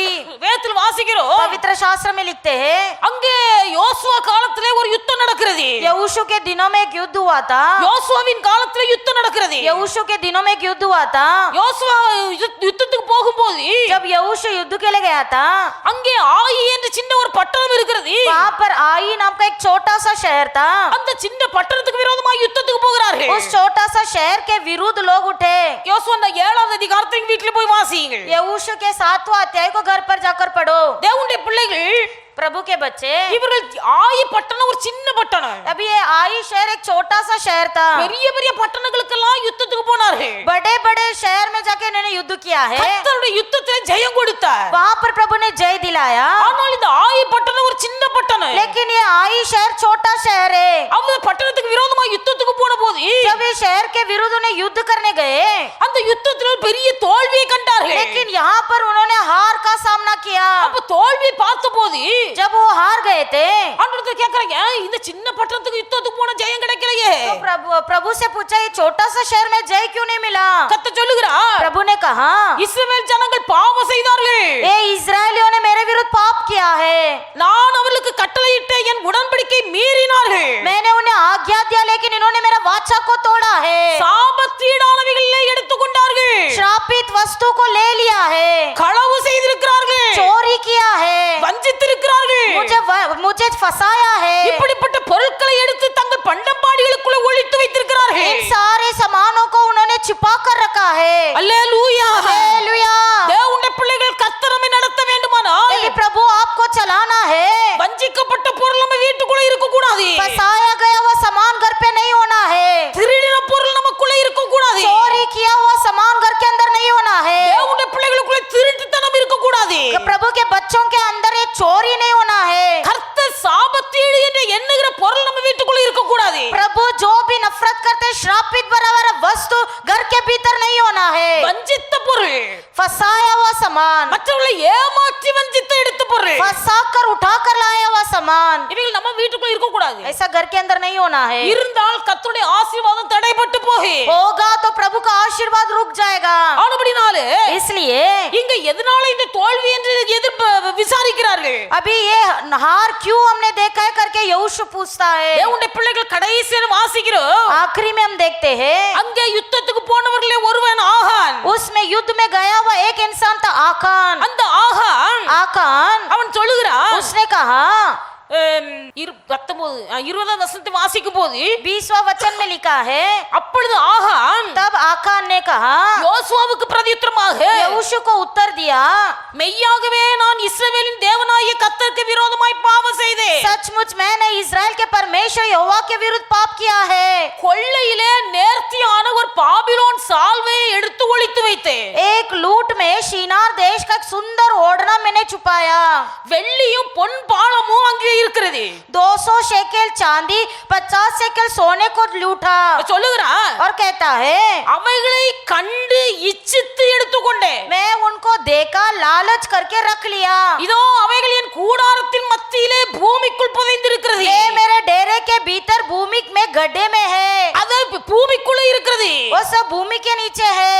மண்ணுக்குள்ள புதைச்சு வச்சிருக்கான் கூடாரத்தின் மத்தியில. घर के भीतर ही मट्टी खोद के दबा के रखा है। தேவனுடைய பிள்ளைகள் பாபிலோனின் சால்வை, देखो बड़ा ओढ़, பாபிலோன், शिनार देश का सुंदर ओढ़ना। அந்த பாபிலோன் தேசம் शिनार देश குழப்ப நிறைந்த மக்கள் மத்தியிலே, वो एक लोग जो बरमाने वाले लोग, தேவ சித்தம் செய்ய முடியாத மக்கள் மத்தியிலே, जो प्रभु का मकसद पूरा नहीं कर पाते हैं, அந்த மக்கள் அனுபவிக்கிற காரியங்கள், वो लोग जो अनुभव करते करते हैं, குழப்பவாதிகள் அனுபவிக்கிற जो காரியங்கள், भरमाने वाला महसूस करते हैं, தேவ சித்தம் செய்யாத மனுஷர்கள் அனுபவிக்கிற जो காரியங்கள், प्रभु के बच्चे प्रभु की इच्छा पूरा नहीं करते, उनका चीज அவன் பார்க்கிறான். वो देखा, சொல்றான், நான் கண்டேன், वो देखा, நான் இச்சித்தேன், लालच किया, எடுத்துக்கிட்டேன். ले लिया। நமக்கு என்னத்துக்கு அந்த வம்பு? हमें क्यों ये काम? தேவனுடைய பிள்ளைகள் தேவ சாயலாய் நாம் சிருஷ்டிக்கப்பட்டிருக்கிறோம். प्रभु के बच्चे प्रभु ने अपने ही स्वरूप में आपको बनाया है। தேவனுடைய பிள்ளைகளுக்கு என்று ஒரு ஒழுங்குமுறை கத்த வைத்திருக்கிறார். प्रभु का एक नियम और कानून है। பாபிலோன் மக்கள் தேவனுக்கு அருவருப்பானவர்கள். प्रभु जो लोग हैं वो बहुत घृणित लोग हैं। அவர்கள் குழப்பவாதிகள். ये शिनार लोग भरमाने वाले लोग தேவ हैं। சித்தம் செய்யாதவர்கள். प्रभु का इच्छा नहीं करते हैं। அவர்கள் பார்க்கிறது. उनको देखते, அவங்க என்ன உடுக்குறாங்க, क्या पहनते हैं, என்ன போத்திட்டு இருக்காங்க, क्या पहने हुए हैं, அதுல ஒரு ஆசை, उसमें इच्छा, அதுல ஒரு ஆசை. उसमें इच्छा। ஒரு பிள்ளை एक लड़की அவ போடுற Dress பார்த்தா எல்லாம் அலங்கோலமானது. सारा वस्त्र अगर देखेंगे तो बेकार है। நான் கேட்டேன், ஒரு விசுவாசியா இருந்துட்டு இப்படி எல்லாம் போட்டுட்டு இருக்கியே, இந்த பிள்ளைய தட்டுறதுக்கு ஊழியக்காரங்க இல்லையா? मैंने पूछा ये लड़की ऐसा वस्त्र पहनती है, कोई सेवक नहीं है जो इसे डांटने? நான் கேட்டேன், இப்படி எல்லாம் போடுறதுக்கு நீங்க ஏன் அனுமதிக்கிறீங்க? ऐसा वस्त्र क्यों पहनाते हो? சொல்றாங்க, कहते हैं நாங்க ஒரு Dress கூட இங்க எடுக்கிறது கிடையாது. एक भी वस्त्र हमने नहीं खरीदा। எங்க அப்பா வெளிநாட்டுல இருக்கிறாரு, அங்க இருந்து எனக்கு பார்சல் मेरा அனுப்பிடுவாரு. पिताजी बाहर देश में है, वहां से वो पार्सल भेजते हैं। வெளிநாட்டுல இருந்து வருது, बाहर देश से आ रहा है, வெளிநாட்டுல இருந்து வருது என்பதற்காக बाहर से आ रहा है करके அங்க எங்கேயும் கிழிச்சு போட்டுட்டு நின்னு ஆடக்கூடாது. यहाँ वहाँ फाड़ के मत घूमो। தேவனுடைய பிள்ளைகள் சரீரம் கர்த்தருடைய ஆலயம். ये शरीर प्रभु का भवन है। இந்த சரீரமாகிய ஆலயத்திலே பரிசுத்த ஆவியானவர் உலாவுகிறார். ये शरीर नामक इस भवन के अंदर पवित्र आत्मा मंडराते हैं। ஒருவன் இந்த சரீரத்தை கெடுத்தால், यदि किसी ने इस शरीर को बिगाड़ा, நான் அவனை கெடுப்பேன் என்று கர்த்தர் சொல்லுகிறார். उसे मैं बिगाड़ूंगा, यहोवा कहता है। சாராயம் மதுபானம் குடித்து கெடுக்கிறது அல்ல. ऐसा नहीं कि दारू पी के नशा करके बिगाड़ना। இந்த சரீரத்தை தேவனுடைய பிள்ளைகள் பேணி பாதுகாத்துக் கொள்ள வேண்டும். इस शरीर को हमें ढक कर संभालना है। பாபிலோனிய சால்வையை கண்டு இச்சிக்கிறார். ये शिनार देश के सुंदर ओढ़ना को देखकर इच्छा किया। இவனுக்கு ஏன் அது மேல ஆசை வருது? इसको क्यों उसके ऊपर इच्छा आया? அவளுக்கு பொருளாசை. ये ही लोभी है। பொருளாசை இருக்கிறதுனால ये धन लोभी होने के कारण அங்க எங்க போவாங்க, कौन जाते? அந்த வீட்ல இன்ன இருக்கு, இந்த வீட்ல இன்னது இருக்கு, उसके घर पे ये है, उसके घर पे वो है। அந்த வீட்ல இப்படி கட்டி இருக்காங்க, இந்த வீட்ல இப்படி கட்டி இருக்காங்க. उन्होंने ऐसा बांधकाम किया, इन्होंने ऐसा बांधकाम किया है, அதனால நம்ம வீடு இப்படிதான் கட்டணும், इसलिए मेरा घर भी ऐसे ही बांधो, நம்ம பிள்ளைக்கும் இப்படிதான் வஸ்திரம் வாங்கணும், मेरे बच्चे को भी ऐसे ही वस्त्र खरीदो। பொருளாசை. यही धन लोभी। நம்ம கர்த்தர் எப்படி நடத்துறாரோ அப்படி நடத்துக்கிடுங்க. जैसे आपको प्रभु चला रहा है वैसे चलो। பொருளாசை தன்னை உடையவரின் உயிரை வாங்கு. धन लोभी एक इंसान का प्राण को खा जाता है। பொருளாசைக்கு இடம் கொடுத்தான் இந்த ஆஹா. ये धन लोभी के लिए जगह दिया आखान। பாபிலோனிய சால்வை, शनीर का एक ओढ़ना, வெள்ளி और चांदी, பொன் பாலம், और सोना, இவையெல்லாம் இச்சித்து ये सब लालच करके வீட்டுக்குள்ள போய் கூடாரத்துக்கு மத்தியில புதைச்சு வச்சிட்டான். डेरे के भीतर भूमि के नीचे छुपा कर रख दिया। சாபத்தீடானதை தூக்கி கொண்டு வீட்டுக்குள்ள புதைச்சு வச்சிருக்கான். श्रापित वस्तुओं को लाकर घर के अंदर छुपा कर रखा है। கர்த்தருடைய ஆசீர்வாதம் எப்படி உண்டாகும்? प्रभु का आशीर्वाद कैसे आएगा? அநேகருடைய வீடுகளுக்குள்ளே மந்திர தகடு வந்து வீட்டுக்குள்ள நுழைச்சு வைக்கிறாங்க. आज कई लोग अपने घर के भीतर तंत्र मंत्र का ये रखते हैं। வீடு கட்டும் போதே வீடு தளம் போடுறதுக்கு முன்னாடி உள்ள வச்சிருக்காங்க மந்திர தகடு. और घर बांधकाम जब चालू रहता है तभी तंत्र मंत्र का वो फली रख देते हैं। விசுவாசம், वो उनका विश्वास। ஒரு சகோதரி அப்படிதான் அவங்க வீட்டுல விருத்தியே இல்ல. एक बहन के घर पे कोई भी उन्नति नहीं, ஒரே சண்டை சண்டை சண்டை. हमेशा घर के अंदर झगड़ा। ரோட்ல நடந்து போயிட்டு இருக்கும்போது जब ऐसे रोड में चल रहे थे, சௌரி நம்ம பாஸ்டர் அந்த ரோட்ல போயிட்டு இருந்திருக்காங்க. हमारे पास्टर जी ऐसे रोड में चल रहे थे, சௌரி பார்த்தவன சொல்லி இருக்காங்க, उस बहन को देखकर कहा உங்க வீட்ல இன்னென்ன பிரச்சனை நடக்குது, तेरे घर के अंदर ऐसे समस्या चल रहा है। காரணம் என்னவென்றால், कारण क्या है? உங்க வீட்ல இன்ன மூலையில தளத்தை பேத்து பாரு உள்ள தகடு இருக்கு. तेरे घर के इस जगह पर जाओ और खोद के देख, वहाँ पर एक फली है। அந்த தகடுனால அந்த குடும்பத்துக்குள்ள ஆசீர்வாதம் இல்ல. वहाँ पर एक तांबा रखा है, इसलिए तेरे घर पर आशीर्वाद नहीं அதே है। இடத்துல தோண்டி பார்த்தார்கள். वही उन्होंने खोद कर भी देखा, அங்க ஒரு செம்பு தகடு மந்திரித்து வைக்கப்பட்டிருந்தது. वहाँ पर एक तांबा का सामान रखा गया था। மந்திரிக்கப்பட்ட செம்பு தகடு உள்ள இருக்கும்போது जब तंत्र मंत्र किया हुआ सामान घर के भीतर होगा, அந்த வீட்ல ஒரு நாள் சமாதானமாய் குடியிருக்க முடியாது. वो घर के अंदर कभी शांति से नहीं रह पाएंगे, அந்த வீட்டுக்குள்ள நிம்மதி இருக்காது. वो घर के अंदर कभी समाधान नहीं रहेगा। தேவனுடைய பிள்ளைகள் இன்றைக்கு விசுவாசிகள் மந்திரம் பண்ண தகட வீட்டுக்குள்ள நுழைக்காவிட்டால், प्रभु के बच्चे यदि तुम तंत्र मंत्र किया हुआ चीज नहीं रखते, செம்பு தகட்டுல ஏதோ ஒன்று எழுதி வியாபார ஸ்தலங்களை மறைத்து வைக்கிறார்கள். விடுகிறார்கள். लेकिन कुछ ऐसे जादू टोना करके व्यापार स्थल में रखते हो। கர்த்தருக்கு கொடுக்க வேண்டிய ஸ்தானம் அந்த செம்பு தகடுக்கு போகுது. प्रभु को जो स्थान देना है वो इस तंत्र के लिए जा रहा है। லிம்பு பச்சை மிளகாய் கட்டி தொங்க போடுகிறார்கள். नींबू और हरी मिर्ची लटकाते हो। கர்த்தருக்கு ஒரு ஸ்தானம் அங்க லிம்புக்கு போகுது. जो प्रभु का स्थान है उस नींबू को दे रहे हो। அந்த லிம்புவை பச்சை மிளகாய் கட்டி போட்டால் உங்களுக்கு ஆசீர்வாதம் உண்டாகும் என்று சொல்லி நீங்கள் விசுவாசிப்பீர்களானால் यदि आप सोचते हो कि इस नींबू और इस मिर्ची लटकाने से आशीर्वाद होगा, நம்ம ஆண்டவர் அந்த லிம்பை விட பச்சை மிளகாயோட அவ்வளவு குறைஞ்சவரா? क्या मेरा परमेश्वर उस नींबू और मिर्ची से भी कम है? கர்த்தரின் ஆசீர்வாதம் எப்படி உண்டாயிருக்கு? किस प्रकार प्रभु आपको आशीष करेगा? சாபத்தீடானது உங்களுக்குள்ளே இருக்கிறது. श्रापित वस्तु तुम्हारे भीतर है। சாபத்தீடானது உங்களுக்குள்ளே இருக்கிறது. श्रापित वस्तु तुम्हारे भीतर है। ஒருவன் எங்கேயோ போய் திருடிட்டு வந்திருப்பான். कहीं तो जाके चोरी किया, தனக்கு பணம் வேணும். पैसा चाहिए, 10,000 ரூபாய்க்கு திருடிட்டு வந்த பொருளை 10,000 के लिए चोरी किया हुआ वस्तु எப்படியாவது வச்சுக்க, நீ 4,000 தந்தாலும் போது ले रख ले, 4,000 दे बस हो गया, உடனே கொடுத்து வாங்கிட்டு வந்துடுறது. तुरंत पैसा दे के ले लेते கர்த்தர் பார்க்கிறார். प्रभु देखता है அவன் எங்கேயோ திருடுனவன். वो पहले ही चोरी हुआ है। அந்த திருடுத்தனமா வந்த பொருளை இங்க கொடுக்கறான். इस चोरी हुआ वस्तु को तू घर के तेरे पास அதை நீ है, வாங்கி கொண்டு வரும்போது சாபத்தீடான பொருள். तू जब उसे खरीदता है तो श्रापित वस्तु है वो। அந்த சாபத்தீடான பொருள் உன் வீட்டுக்குள்ள இருக்க கூடாது. वो श्रापित वस्तु तेरे घर के अंदर नहीं होना है। தேவனுடைய பிள்ளைகள் ஆகான் எல்லாவற்றையும் முன்பாக யோசுவாவுக்கு முன்பாக அறிக்கையிடுகிறார். आकान ने सब कुछ यहोशू के सामने कबूल किया। கர்த்தரை மகிமைப்படுத்தி प्रभु को महिमा कर। வீட்டுக்குள்ள இருக்க எல்லாவற்றையும் கொண்டு வந்தார்கள். घर के अंदर जो भी है सब बाहर ले आए, அவைகள் எல்லாம் தீ கொளுத்தி எரித்தார்கள். सब कुछ आग लगा कर जला दिए, இந்த ஆகானை கொண்டு போட்டார்கள். आगान को मार डाला। அல்லேலூயா. हालेलुया। சாபத்தீடான பொருள் உங்கள் வீட்டுக்குள்ள இருக்குமேயானால் यदि आपके घर के भीतर श्राप वस्तु पाया जाएगा, ஒருவேளை கர்த்தர் இதுவரைக்கும் உங்களை தாங்கி ஏந்தி சுமந்து வந்திருக்கலாம். हो सकता है अब तक प्रभु आपके संभाल कर उठा कर चल रहा है, வேத வசனத்தின் வெளிச்சத்தை அறிந்து கொண்ட போது लेकिन अब जब आप प्रभु के वचन के सत्य को जान चुके हो, வசனத்துக்கு கீழ்ப்படிந்து इस वचन का आज्ञा मानो, சாபத்தீடானவைகளை உங்களை விட்டு விலக்குங்க. इन श्रापित वस्तुओं को घर से बाहर करो, உங்களை விட்டு விலக்கி போடுங்க. आपसे दूर कर दो, அவளை எரித்து போடுங்க. उसे जला दीजिए। அவள் அழிக்கப்படும் போது उसे जब नाश कर दोगे கர்த்தர் உங்களை ஆசீர்வதிக்க முடியும். तब प्रभु आपको आशीर्वाद करेगा। அல்லேலூயா. हालेलुया। அல்லேலூயா. हालेलुया। தேவனுடைய பிள்ளைகள் மிகவும் கவனமாய் இருக்க வேண்டும். प्रभु के बच्चे हम चौकस रहे। பொருளாசை தன்னை உடையவர்களின் உயிரை வாங்கு. धन लोभी अपना प्राण को खा जाता है। பொருளாசை தன்னை உடையவர்களின் உயிரை வாங்கு. धन लोभी एक इंसान का जीवन को खा जाता है। கர்த்தரே தேவன் என்பதை நாம் அறிந்து கொள்ள வேண்டும். यहोवा ही परमेश्वर है, ये जान लो। கர்த்தருக்கு சாயலான ஒப்பான ஒரு சாயலை உண்டாக்க கூடாது. यहोवा के समान किसी और को समान मत करो। கர்த்தரை யாருக்கும் ஒப்பிட கூடாது. परमेश्वर को किसी से भी तुलना मत करो।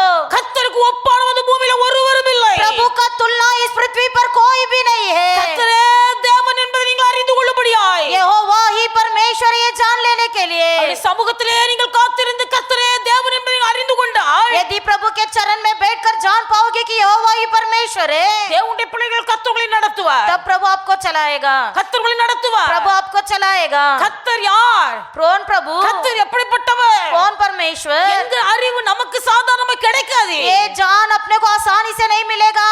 தேவன் தம்மை யாருக்கு வெளிப்படுத்த சித்தமாய் இருக்கிறாரோ स्वयं परमेश्वर अपने आप को किसको प्रकट करना चाहता है, அவர்களுக்கு தம்மை வெளிப்படுத்துகிறார். उन्हीं को प्रकट कराता है। அவர் தம்மை நமக்கு வெளிப்படுத்த வேண்டுமானால் यदि परमेश्वर अपने आप को प्रकट कराना है தேவனுடைய பிள்ளைகள் கர்த்தருடைய சன்னிதானத்தில் நீங்கள் காத்திருக்க வேண்டும். तो प्रभु के सामने बाट जोते रहो। அதனால தான் சங்கீதக்காரன் சொல்லுகிறார், इसे भजन संगीता में लिखा है, நீங்கள் அமர்ந்திருந்து आप बाट जोकर நானே தேவன் என்பதை அறிந்து கொள்ளுங்கள். ये समझ लीजिए कि मैं ही जीवित परमेश्वर हूँ। பூமியிலே உயர்ந்திருப்பேன், ஜாதிகளுக்குள்ளே உயர்ந்திருப்பேன். पृथ्वी पर बड़ा रहूंगा, सारे प्रजाओं के बीच में बढ़ूंगा। அல்லேலூயா. हालेलुया। हालेलुया. हालेलुया।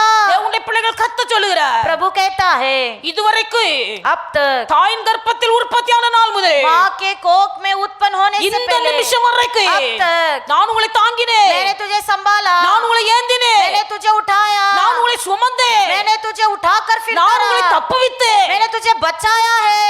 உங்கள் முதிர் வயது வரைக்கும் அப்படியே செய்தேன். तेरे बुढ़ापे में तक मैं ऐसे ही करूंगा। இனியும் நான் உங்களை தாங்குவேன், आगे भी संभालूंगा, இனியும் நான் உங்களை ஏந்துவேன். आगे भी बचाऊंगा। நீங்கள் செய்ய வேண்டியது என்ன?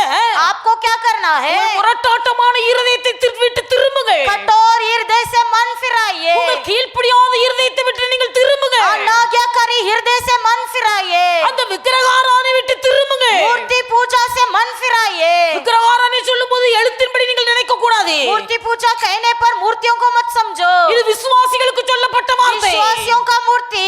கர்த்தருக்கு கொடுக்கக்கூடிய கனத்தை ஸ்தானத்தை விட்டு நீங்க விலகாதீருங்க. जो स्थान प्रभु को देना उसके अलावा किसी और को देना। பொருளாசை விட்டு விலகுங்க. धन लोभी से दूर हो जाओ, சாபத்தீடான பொருட்களுக்கு நீங்கள் விலகுங்கள். श्रापित वस्तुओं से दूर हो जाओ, இவைகளெல்லாம் விட்டு விலகி इन सारे बातों से दूर होकर நீங்கள் மனம் திரும்பி கர்த்தரிடத்தில் வருவீர்களானால் तब तुम मन फिराकर प्रभु के पास आओगे। இதுவரையிலே உங்களை தாங்கி நடத்தி வந்த தெய்வம் जो परमेश्वर अब तक आपको संभाल कर आ रहा है, உங்கள் நரைமயிர் வரைக்கும் आपके बाल पकने உங்கள் तक, முதிர் வயது வரைக்கும் आपके बुढ़ापे होने உங்கள் तक, ஜீவனுள்ள நாளெல்லாம் आप जीवित रहने तक கர்த்தர் உங்களை நடத்துவேன் என்று வாக்கு கொடுக்கிறார். परमेश्वर वायदा करता है संभालेगा। ஹalleluya हालेलुया, ஹalleluya. हालेलुया। எல்லாருடைய கரங்களை தட்டி கர்த்தருக்கு நன்றி सब செலுத்துவேன். ताली बजाकर प्रभु की स्तुति करेंगे। ஹalleluya ஹalleluya ஹalleluya.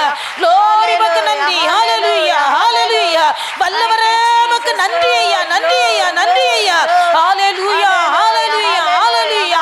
ஆவியானவரே உமக்கு நன்றி. ஹalleluya धन्यवाद, ஹalleluya धन्यवाद। ஹalleluya. நம்ம எல்லாரும் எழுந்து நிற்போம். हम सब खड़े हो जाएंगे। கர்த்தருடைய சமூகத்திலே கடந்து வந்த தேவனுடைய பிள்ளைகள் ஒவ்வொருவரையும் परमेश्वर के सम्मुख में आए हुए हर एक प्रजा को கர்த்தர் ஆசீர்வதிக்கும்படியாக परमेश्वर आशीष करने के लिए எல்லாரும் கர்த்தரை हम ஸ்தோத்திரிப்போம். सब परमेश्वर को धन्यवाद करेंगे। धन्यवाद धन्यवाद धन्यवाद धन्यवाद। இம்மட்டும் கர்த்தரமை பாதுகாத்தார். अब तक परमेश्वर हमारी रक्षा किया, இனியும் நம்முடைய மரண காலம் வரையிலும் கர்த்தரமை தாங்கி ஏந்தி நடத்த வேண்டுமானால் आगे भी मृत्यु के काल तक परमेश्वर यदि हमको संभालना है तो நம்முடைய இருதயத்தை கடினப்படுத்தாமல் हमारे मन को कठोर न करते हुए கீழ்ப்படிகிற ஒரு இருதயம் आज्ञा करने वाला मन நமக்குள்ள ஒரு தாழ்மை உண்டாகும். हमारे अंदर एक नम्र और दीनता होने के கர்த்தர் கிருபை लिए, தரும்படியாக परमेश्वर अनुग्रह करने के लिए எல்லாரும் கர்த்தரை हम सब ஸ்தோத்திரிப்போம். परमेश्वर को धन्यवाद करेंगे। धन्यवाद धन्यवाद धन्यवाद धन्यवाद। தேவன் விரும்பாத விக்கிரக ஆராதனை, परमेश्वर जो न चाहने वाली मूर्ति पूजा, தேவன் விரும்பாத சாபத்தீடான காரியங்கள், परमेश्वर जो न चाहता श्राप भरी बातें, இவைகளெல்லாம் விட்டு மனம் திரும்ப इन सब से मन फिराने के लिए கர்த்தர் கிருபை தரும்படியாக परमेश्वर अनुग्रह देने के लिए